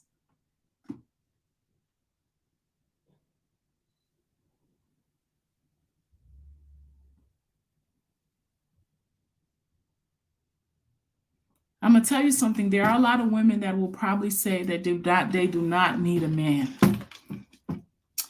And I'm gonna tell you that's the biggest lie that Black women have had to say, because it makes you feel like, because out there, and it's a perceived notion, sometimes accurate, sometimes not, that you need a man.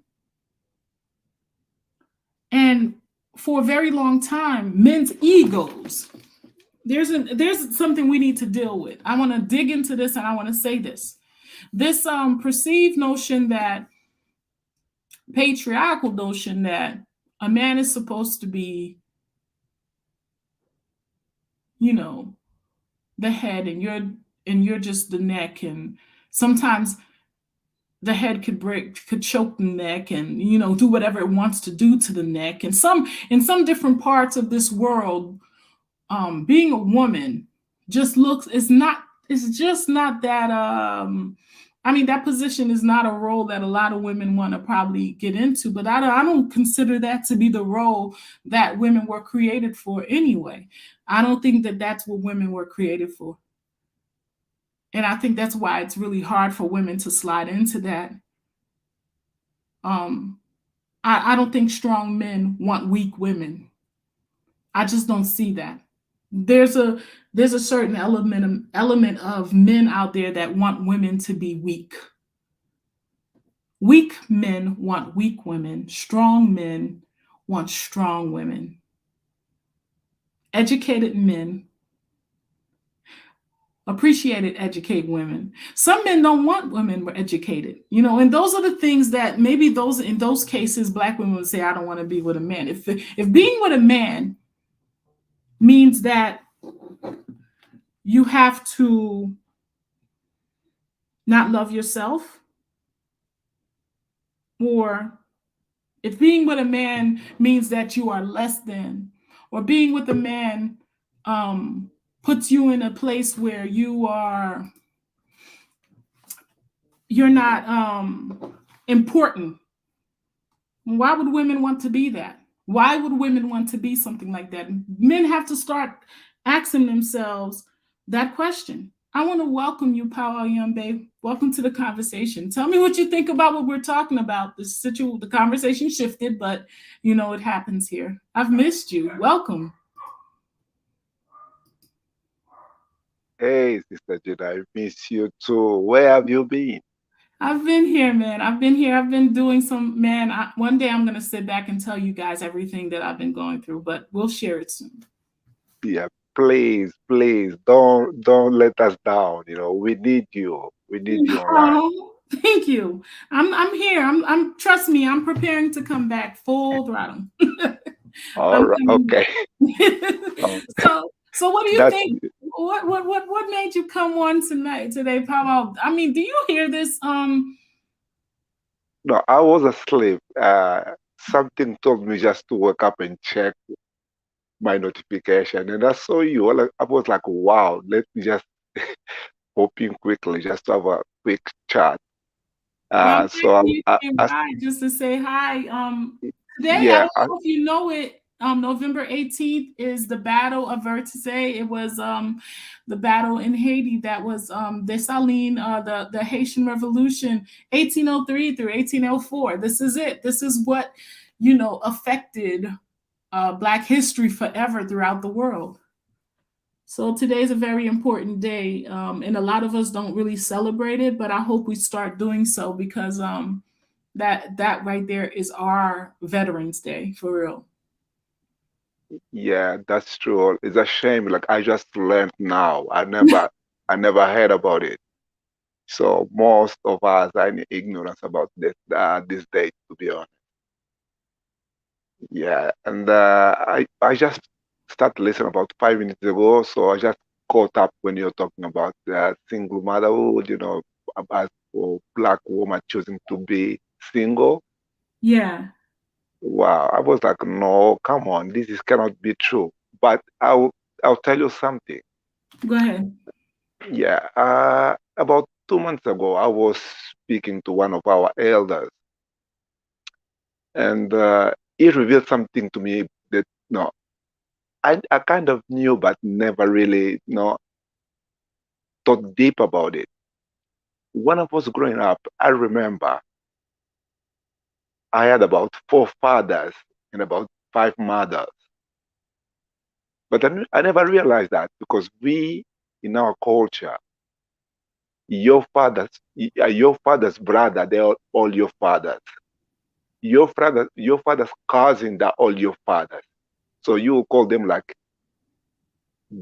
a big father. If he's older than your father, you call them like bigger father. If you like, I'm like translating literally in English. So if they are younger, you will call them like a little father. The same So with you. these were just people in your family, right? In my family, and sometimes not even my family, just they are so close, like they grew up together with my parents in the village. So my parents will call them like brothers and sisters, and we as kids see fathers and mother calling them like brothers and sisters, and we will call them mother and big mother or big mama or little mama. It was like something like that. So we had a lot of moms and fathers,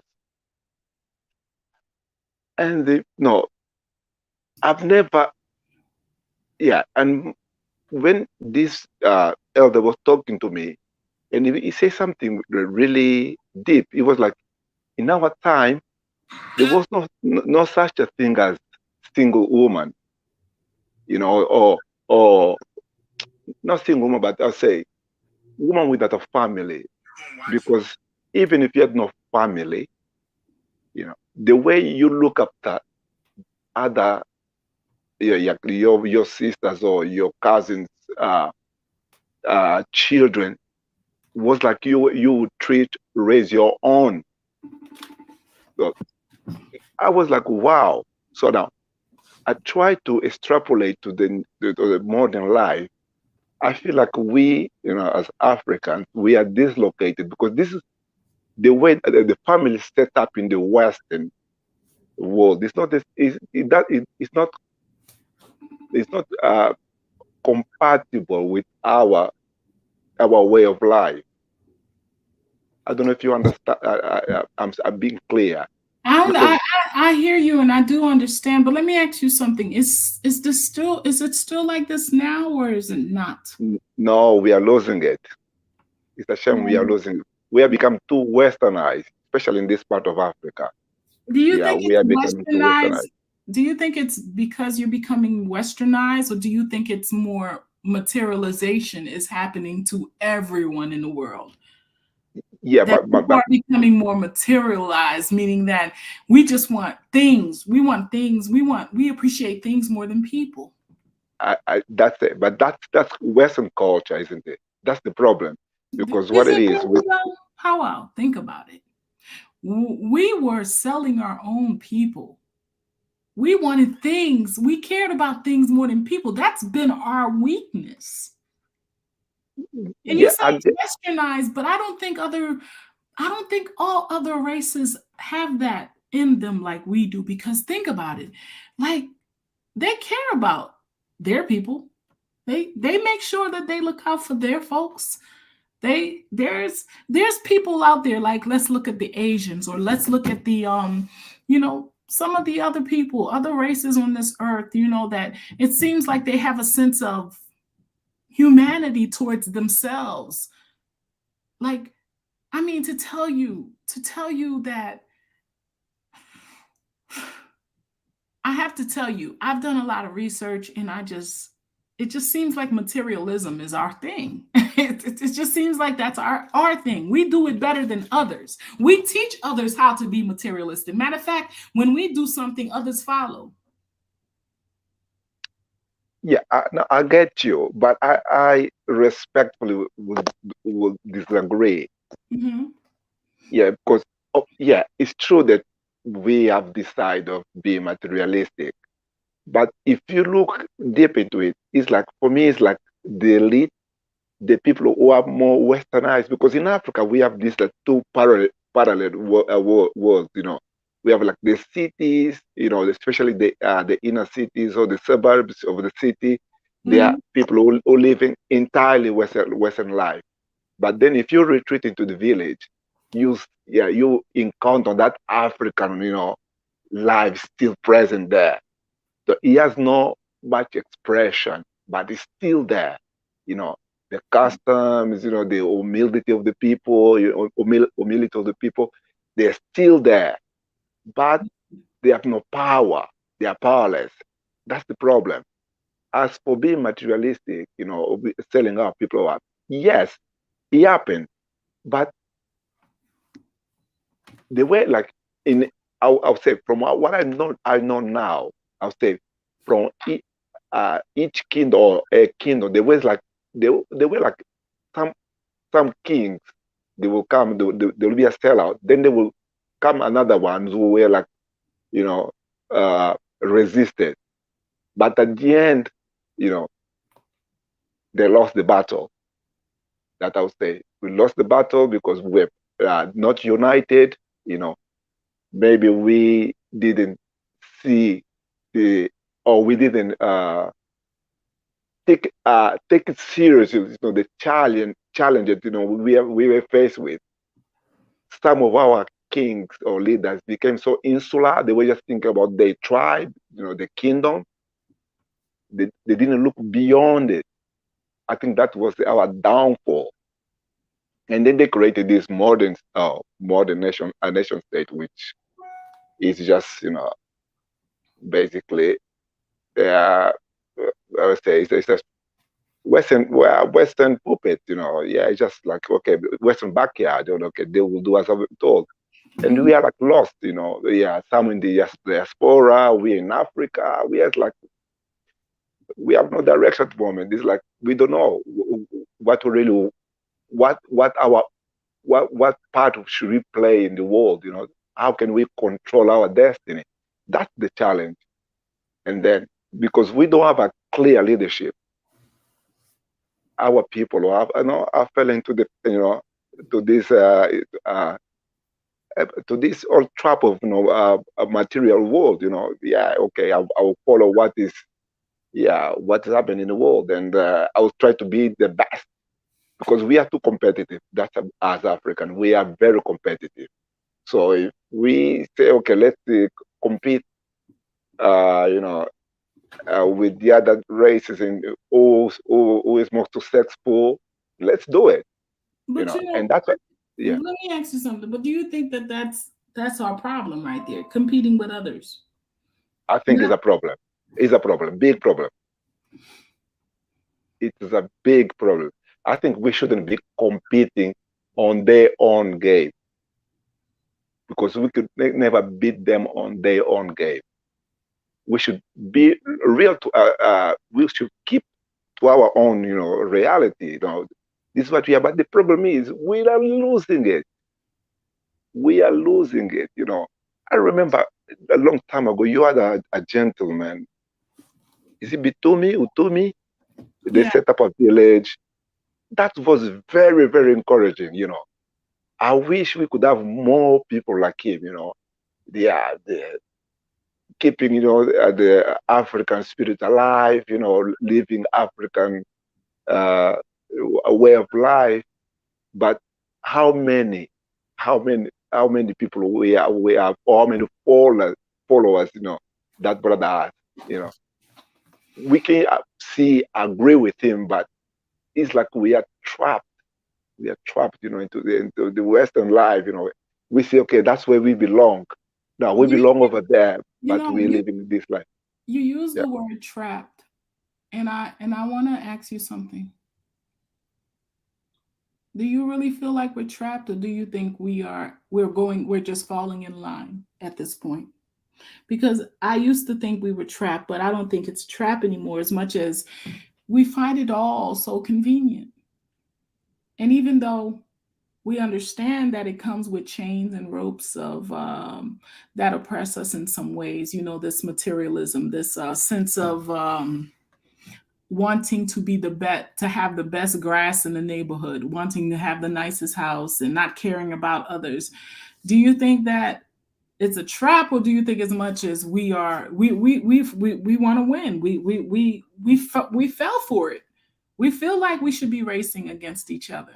It's not a trap. I think we know what we're doing now. I don't think too many people are asleep anymore.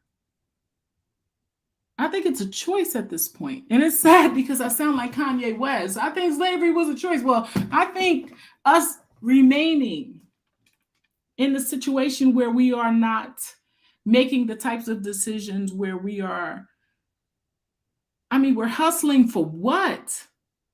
We wanting our children to become doctors and lawyers and engineers in this world so we could keep up with them.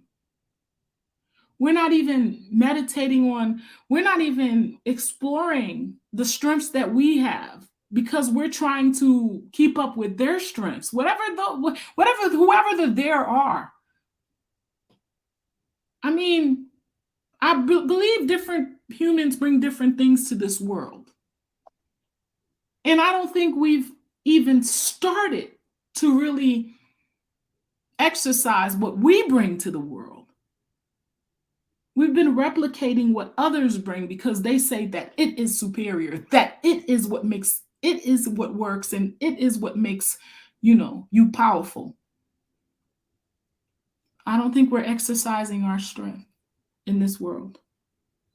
And I don't think Yeah. our strength has anything to do with materialism. I think that we were created to be natural beings in this world. Now, I think that our really problem stems from replacing our value system. Mm. That's the problem, because everything, starts from what you believe in. What thing they done, especially we here in Angola, the Portuguese, they were ruthless in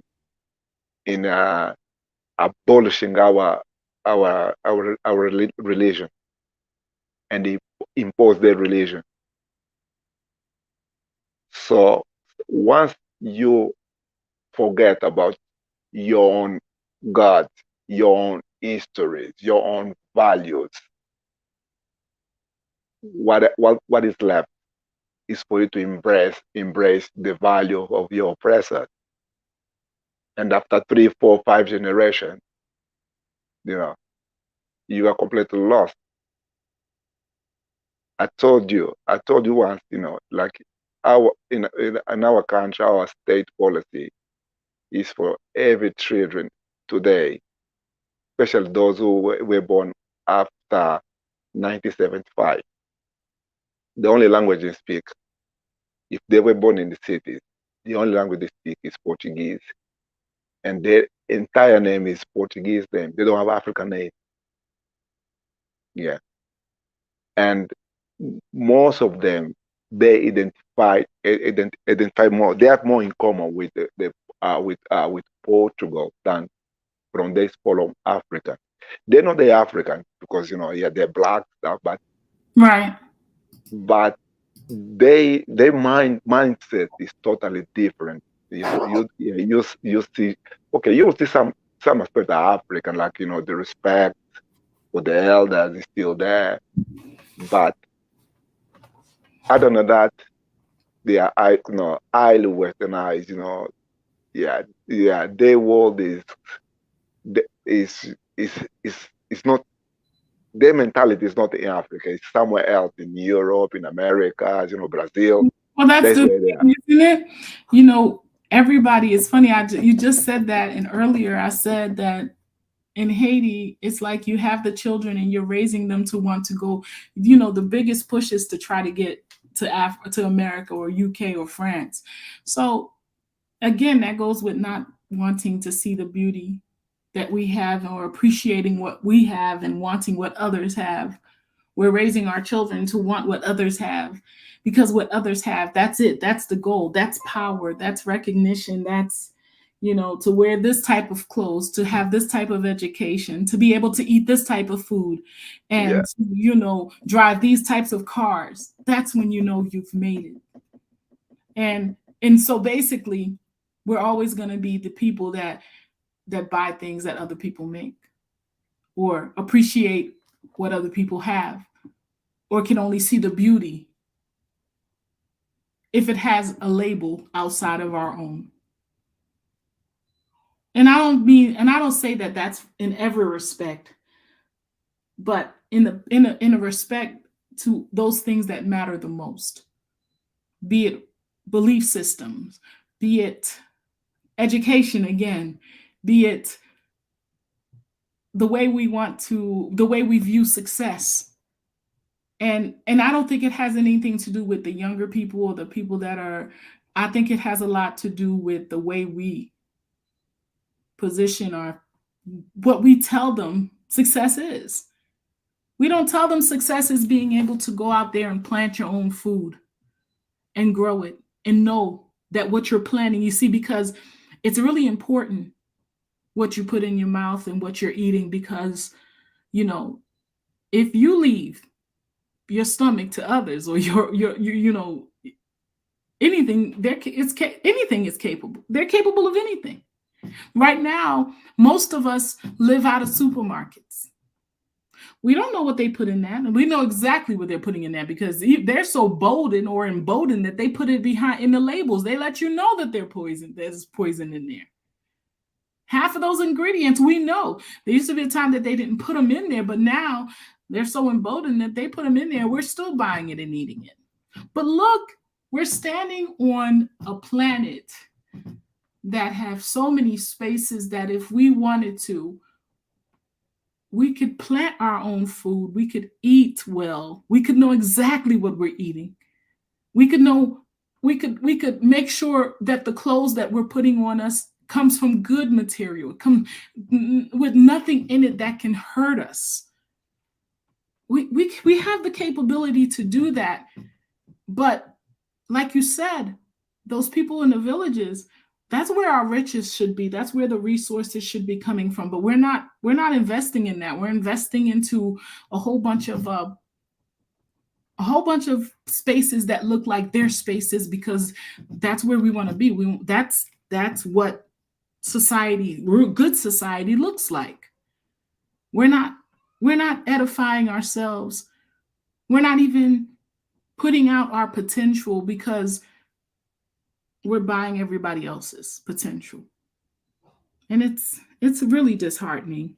It's disheartening, and it's time that we really take a look. It's funny because I was talking about something earlier, Paul Yumbe. I have this book that I've been trying to come out and read with you guys. And the title of the video that I've been changing over and over and over again. And the reason I'm changing is because it's really, I'm not proud of a lot of the things that was written in this book. There's a chapter called Can a Negro Rule Himself? And it's a really hard chapter to read. And who wrote this book? The ideas in the book, his name is Pritchard. It was written in the 1800s. I'm going to have the discussion tomorrow. And I hope to see you guys. I'm going to need some readers, because I want us to read through this book. And it's going to be hard to read through this book because it's really humiliating. Can the Negro rule himself? And for me, I've had a lot of time to think about that term. And I've had a lot of time to think about all the things that it encompasses. Can we clothe ourselves? Can we feed ourselves? Can we protect ourselves? Can we make sure that can we meditate, you know, can we meditate on those things that are good for self? Can we be prosperous within ourselves and not, can we even see prosperity not looking like others? And all those things they just keep coming at me. And the more I look at us, when I take a look outside of their spaces and I look in our spaces, Paulo, let me ask you, do you think we can rule ourselves? Of course we can. And there are plenty of space where we are ruling ourselves, as I said, in the village. If you go in the villages in Africa, you see people, happy people or healthy, you know, they live on their own food, their own medicine, and they rule themselves. The problem, I think, the way I see it, our problem is the model of nation state that we are living in. No, it's not. It wasn't tailored for us, because our mentality, our way of seeing life is totally different from the Europeans. And by imposing this nation state upon us, you know, splitting us into, you know, small portion of land, and then you have sometimes you have like rival tribes competing for resources, you know, and then you have like always the meddling of one or two, foreign powers. It makes our life harder. So is it like we're set up just to fail? That's the problem.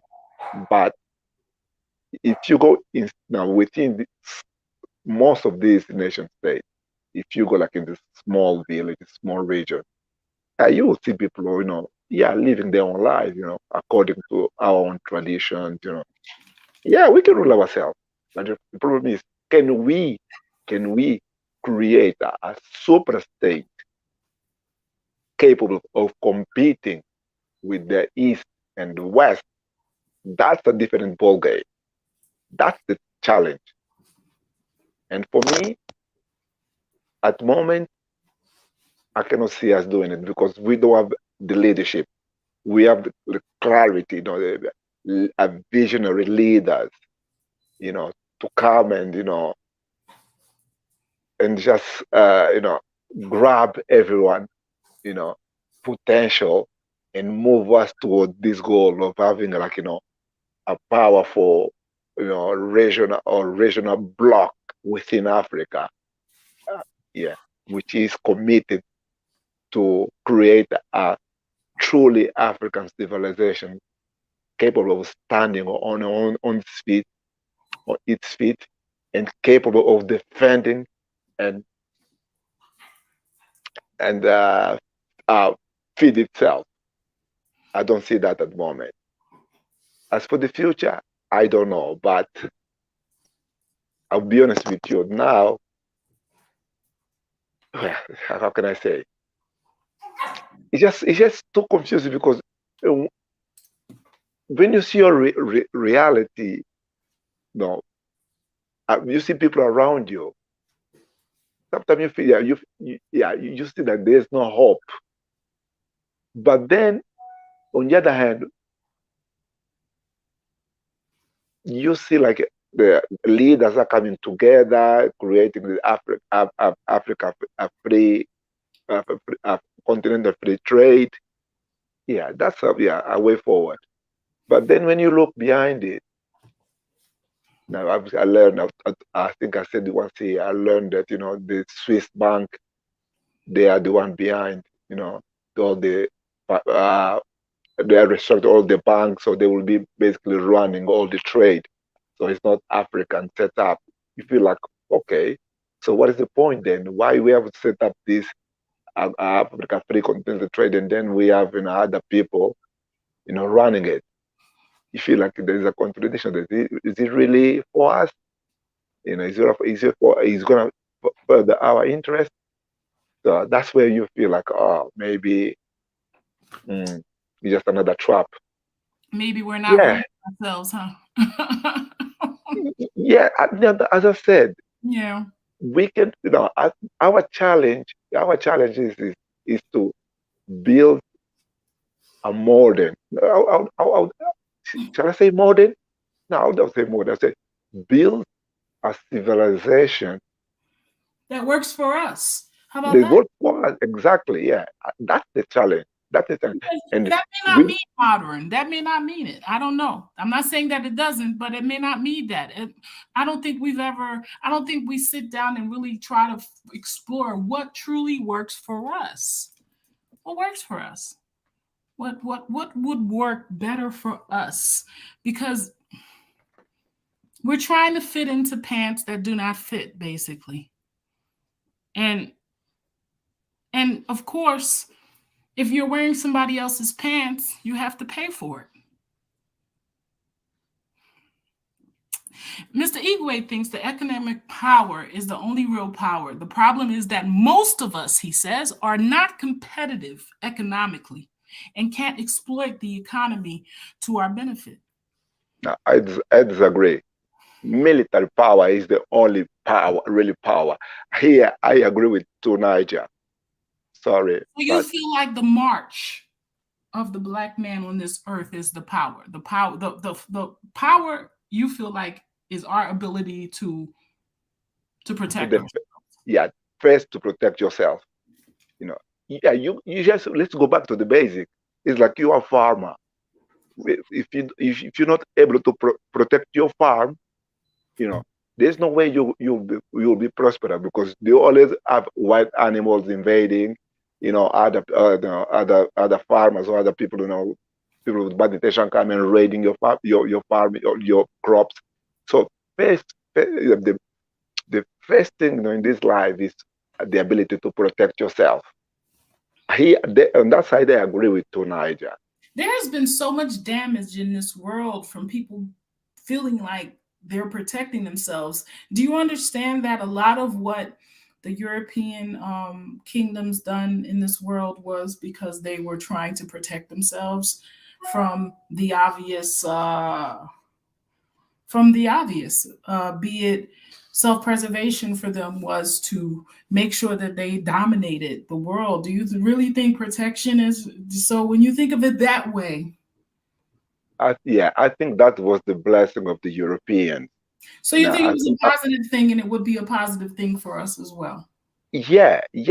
Listen, if the one thing that we have to give up to European is a bad thing to say, but if we look at it, I think they will even admit it. No, wars give them meaning.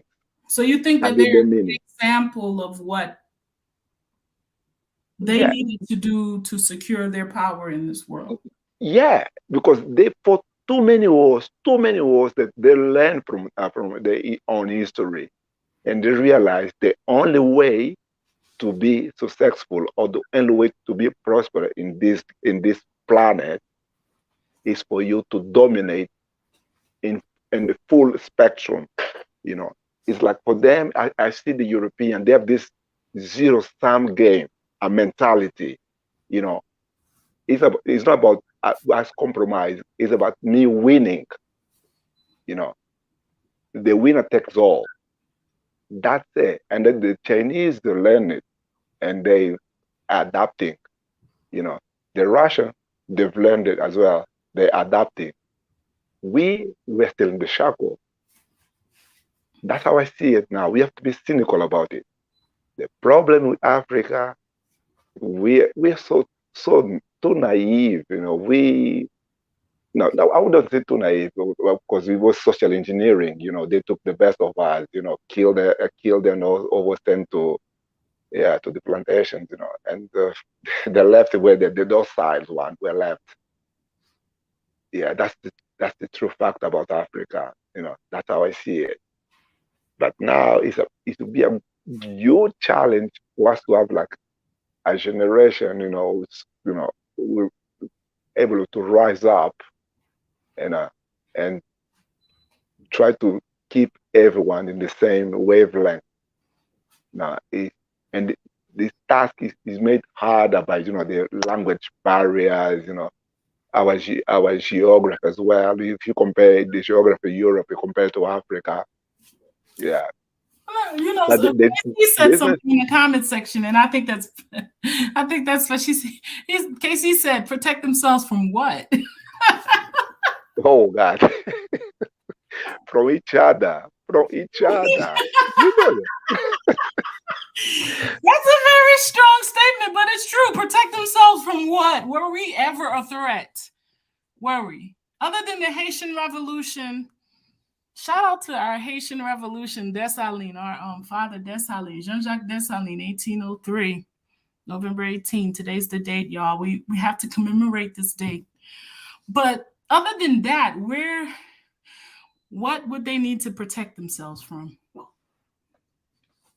No, just let's see what from themselves, like you said, Power Yambe, from themselves. No, let's just keep it to current affairs. At the moment, we have a war going on. Yeah, from themselves. Yeah, to protect themselves from themselves. So every now and then, they step out who is stronger amongst them. Yeah. And if you read, or if you're into geopolitics, you understand that the trouble is in Europe there was never a big power that dominate the others. There was this balance of power, and for Russia also see as a threat because of the vastness of the country and the resource they have. Whoever controls Russia. What do you think they're fighting for all the time? Do you think it's land? Do you think it's control of people? Do you think it's resources?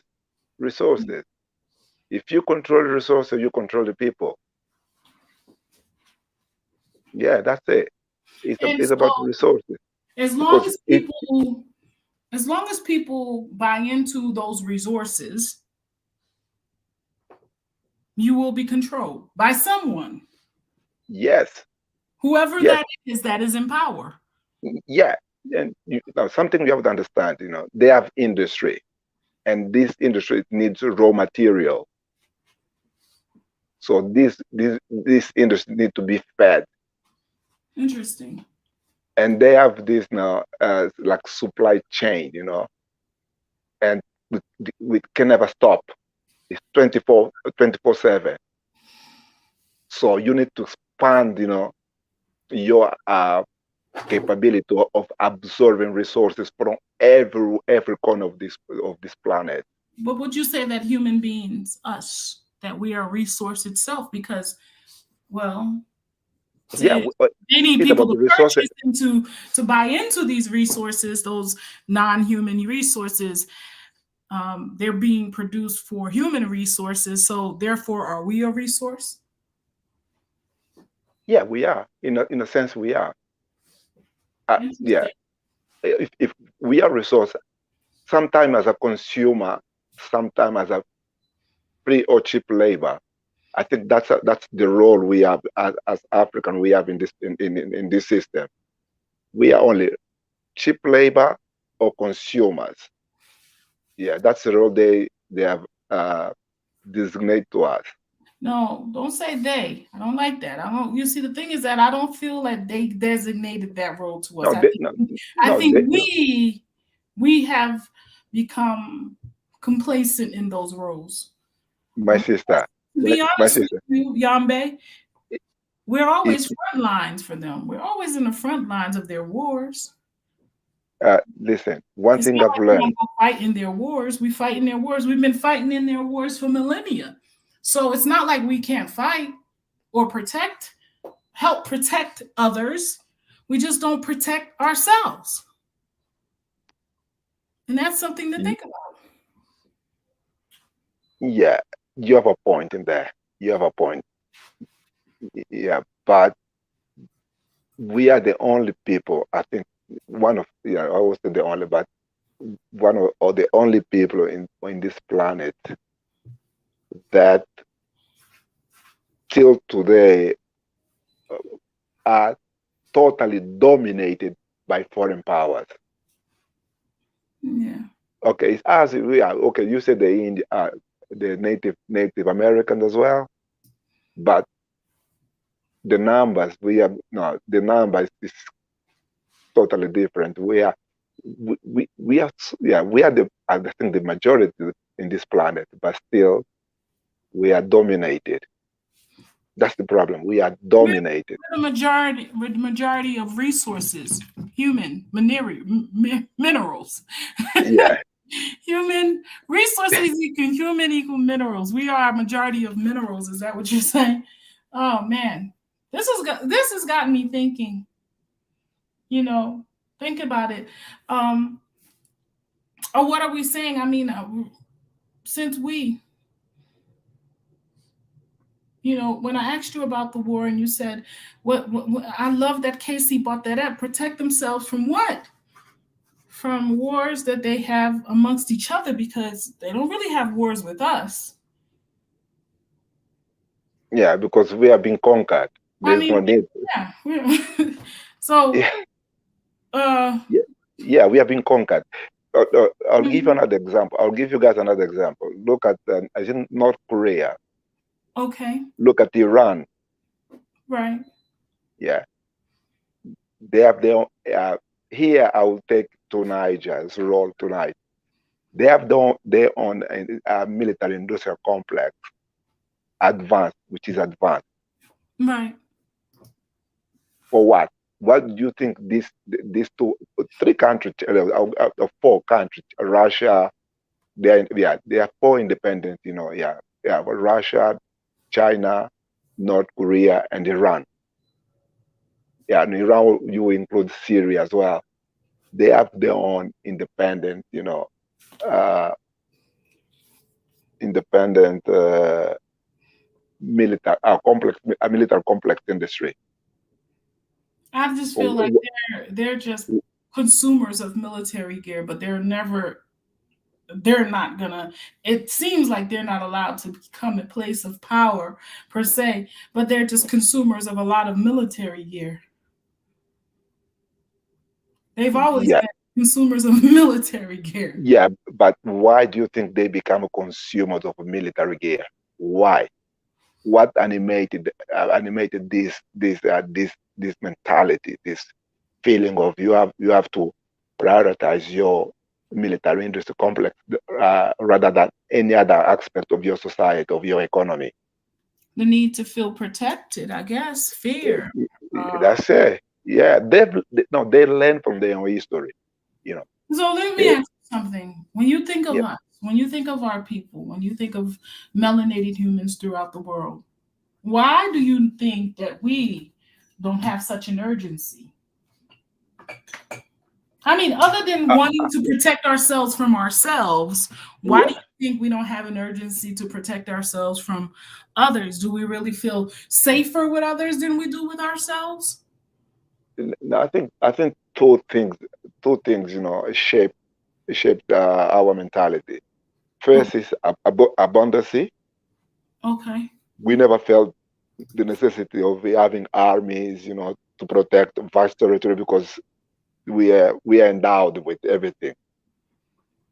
And second is the value system. We value life. And I'm happy you said that, Power. Can I ask you something? Yeah, and then I'm not going to be on here too much longer, but I want to ask you this before we go, because I want to be here tomorrow. And tomorrow's going to be a very important conversation. I've been pushing it back, but we're going to talk about that book that I keep talking about. We're going to talk about that chapter in the book, Can the Negro Rule Himself? But before we go, I want to ask you one more question. And can I ask you something?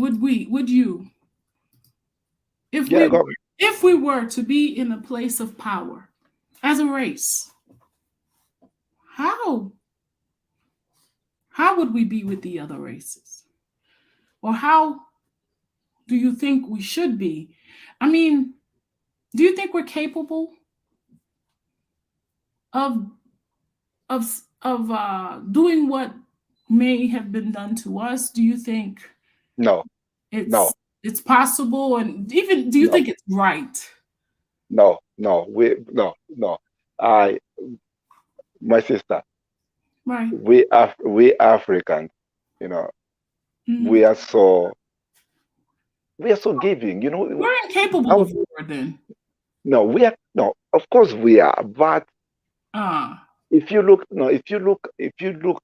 deep into our way of life, it's more about sharing. Our philosophy, we would be more compassionate power on this earth. Yeah, much more compassionate. So can I ask you a question? Yeah. Why is there no evidence of this compassion, for the most part, amongst ourselves? What do you mean there's no compassion? Meaning, for the most part, we're not a very compassionate. We're not. Our leaders are very selfish and corrupt and do not give the people what they need. They are.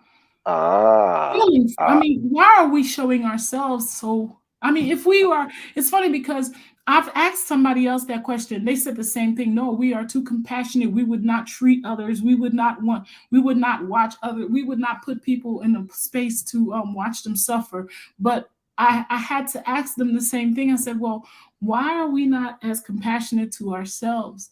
Why are we not showing ourselves the same type of humanity that we're capable of showing others?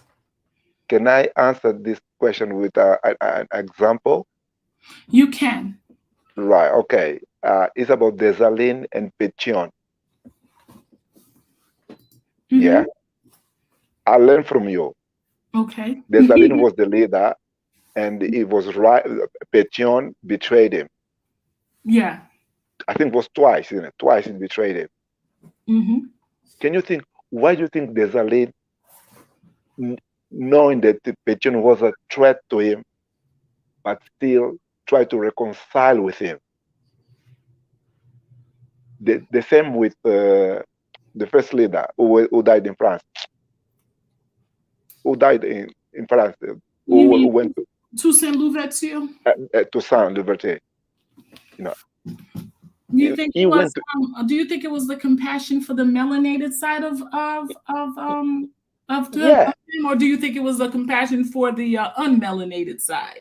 Because he was a mulatto, so I don't know. Do you think he was showing compassion for the melanation or the non-melanation, or for the humanity in them? Which one do you think it was? for humanity. I would I like may to be, believe that. I truly yeah, would like to believe that.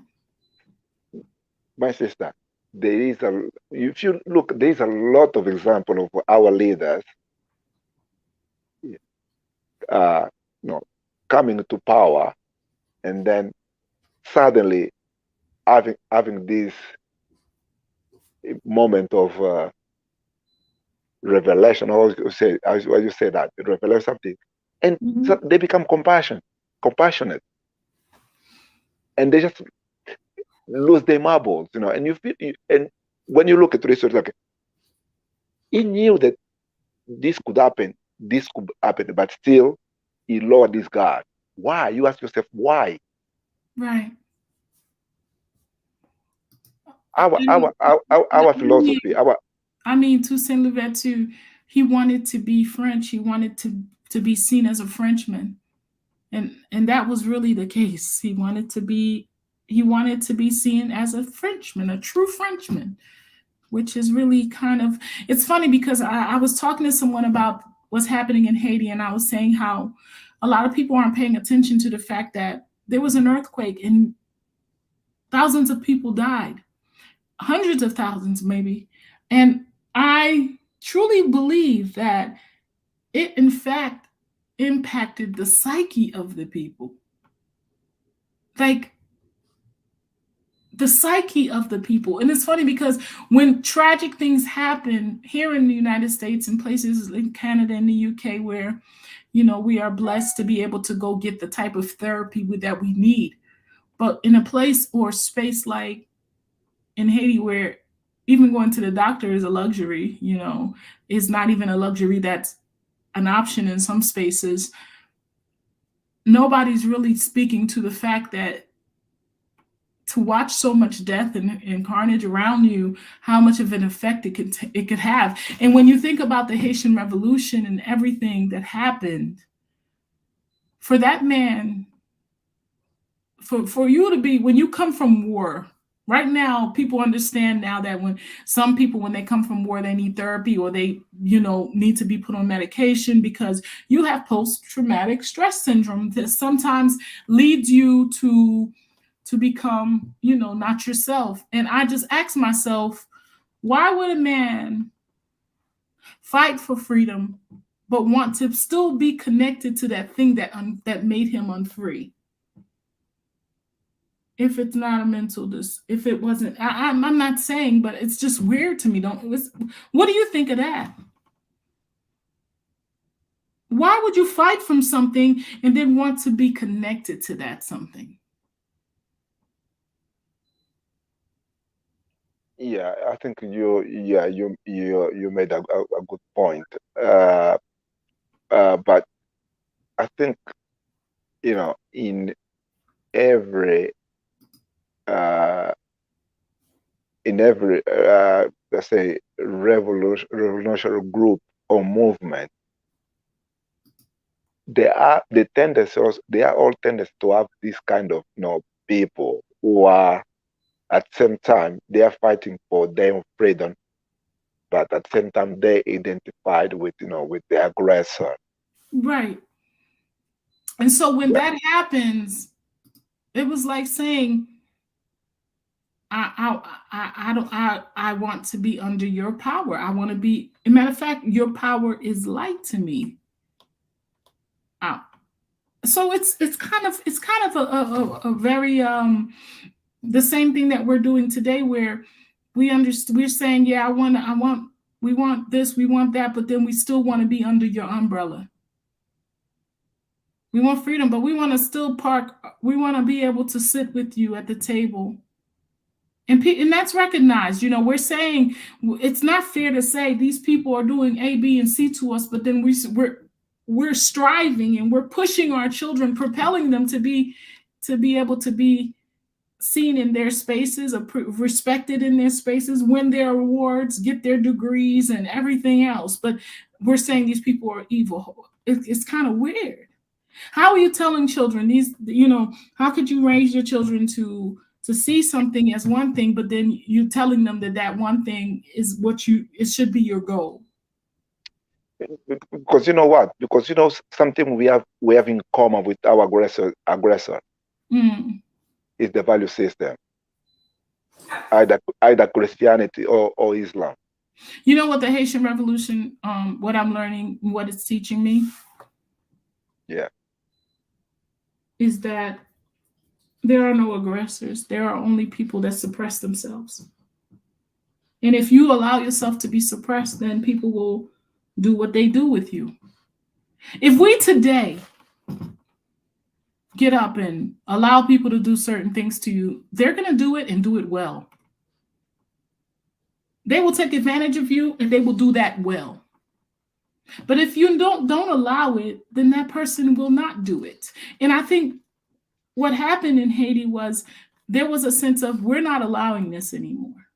And we're going to put A, B, and C in place to show you that we're not going to allow it anymore. So I asked myself a question. I'm like,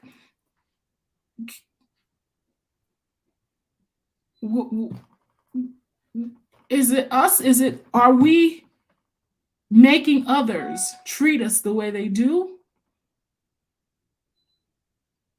Are we suppressing ourselves by the way we want so much to sit at their table? Is it our work? Is it our work that's being done to show our weakness in the world by wanting to be everyone but us, by wanting to be everywhere but home, by wanting to eat everything but what's in our pots? I want us to think about that, because this is a segue into what we're going to be talking about tomorrow. And I know we've had these conversations over and over again, but I really want you guys to parlay this into, when you think about everything, just go online and just scroll through a whole bunch of things and really look at it from the purview of what are we aiming at? When you watch others and see what they're aiming at. What are we aiming at as a people? And sometimes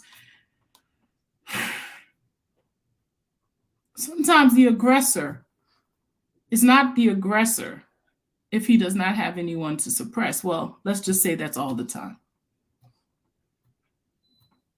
I have 2 dogs here, right? And they're both male dogs. And the funny thing is that they're both alpha dogs. Like, they're both the type of dogs that want to be the big dog. So all day long, I promise you, they're scrapping for that position. And it's been a couple of weeks now. And what I'm realizing is this: they're not giving way for each other. They're weakening each other. No one is stepping down yet. And I just want us to think about that. I just there's a submission that needs to happen for others to suppress you, to oppress you. And I'm wondering, is there an internal submission that happens to us? Is that a part of our nature? Is that a part of our being? We could talk about that tomorrow. I wanna get into that. So please be ready, because I might need some readers. So be ready to read. It's gonna be very bold in print. It's gonna be very hurtful to read, because this I believe he's from Europe or UK. He had some very not nice things to say. This is going to go on to talk about Haiti, because this book was written about Haiti in 1800s. So I want to thank you, Paul Yombe, for coming through for me. Everybody in the comment sections, I've missed you guys. KC, Vernal, Igwe, my brother. Thank you so much for the super chats. I appreciate it. My God, I have missed you guys profusely, and I have to tell you that once everything that I'm going through is done, I will sit down and I will explain it to you, and you'll understand why I was away. So that being said, Mr. Yambe, close out. Tell me what you think about what we're talking about. I know it's kind of cut short because it's going to segue till tomorrow's conversation, and tomorrow is going to be heavy, y'all. Yeah, once again, thank you very much for having me on your panel, and I'm looking forward for tomorrow. So I think it will be interesting. To hear different, perspective. Yeah, it's gonna be a perspective of an Englishman and what he thought of Negroes, and his question was, can the Negro rule himself? Let's look forward to hearing it, and I want some honest opinions about what you're gonna hear, and I want us to really read what's being said and see, and I want us to really see and look at today and tell me what your purview is from that. So, Mr. Powell, I love you so much. Thank you again for being here with me. I truly appreciate those of you that, I'm not really the best of YouTubers right now. I'm not really coming through for you guys, but I do miss you guys, and I want to tell you that there is so much love here for you. Thank you, Powell. I'll see you tomorrow, sir. Yeah, I'll see you tomorrow. I'm looking forward. Please show up. Yeah, please show up. I will definitely be here. All right. All right, bye. Thank you, guys. Please hit the like button, share the video with your friends and families. Get some folks to subscribe to my channel. It's going to be live again. We're going to have our great conversations again. I'm very blessed to have so much research lined up, so much things that I want to talk about. Again, today is November 18th. In 1803 through 1804, November 18, there was a battle that changed the history forever. And I'm happy that I was able to share that with y'all today. And it also seems like we were able to talk about other things. Again, there is so much love here for you guys, and I have missed you profusely. Please keep in mind the Blackness.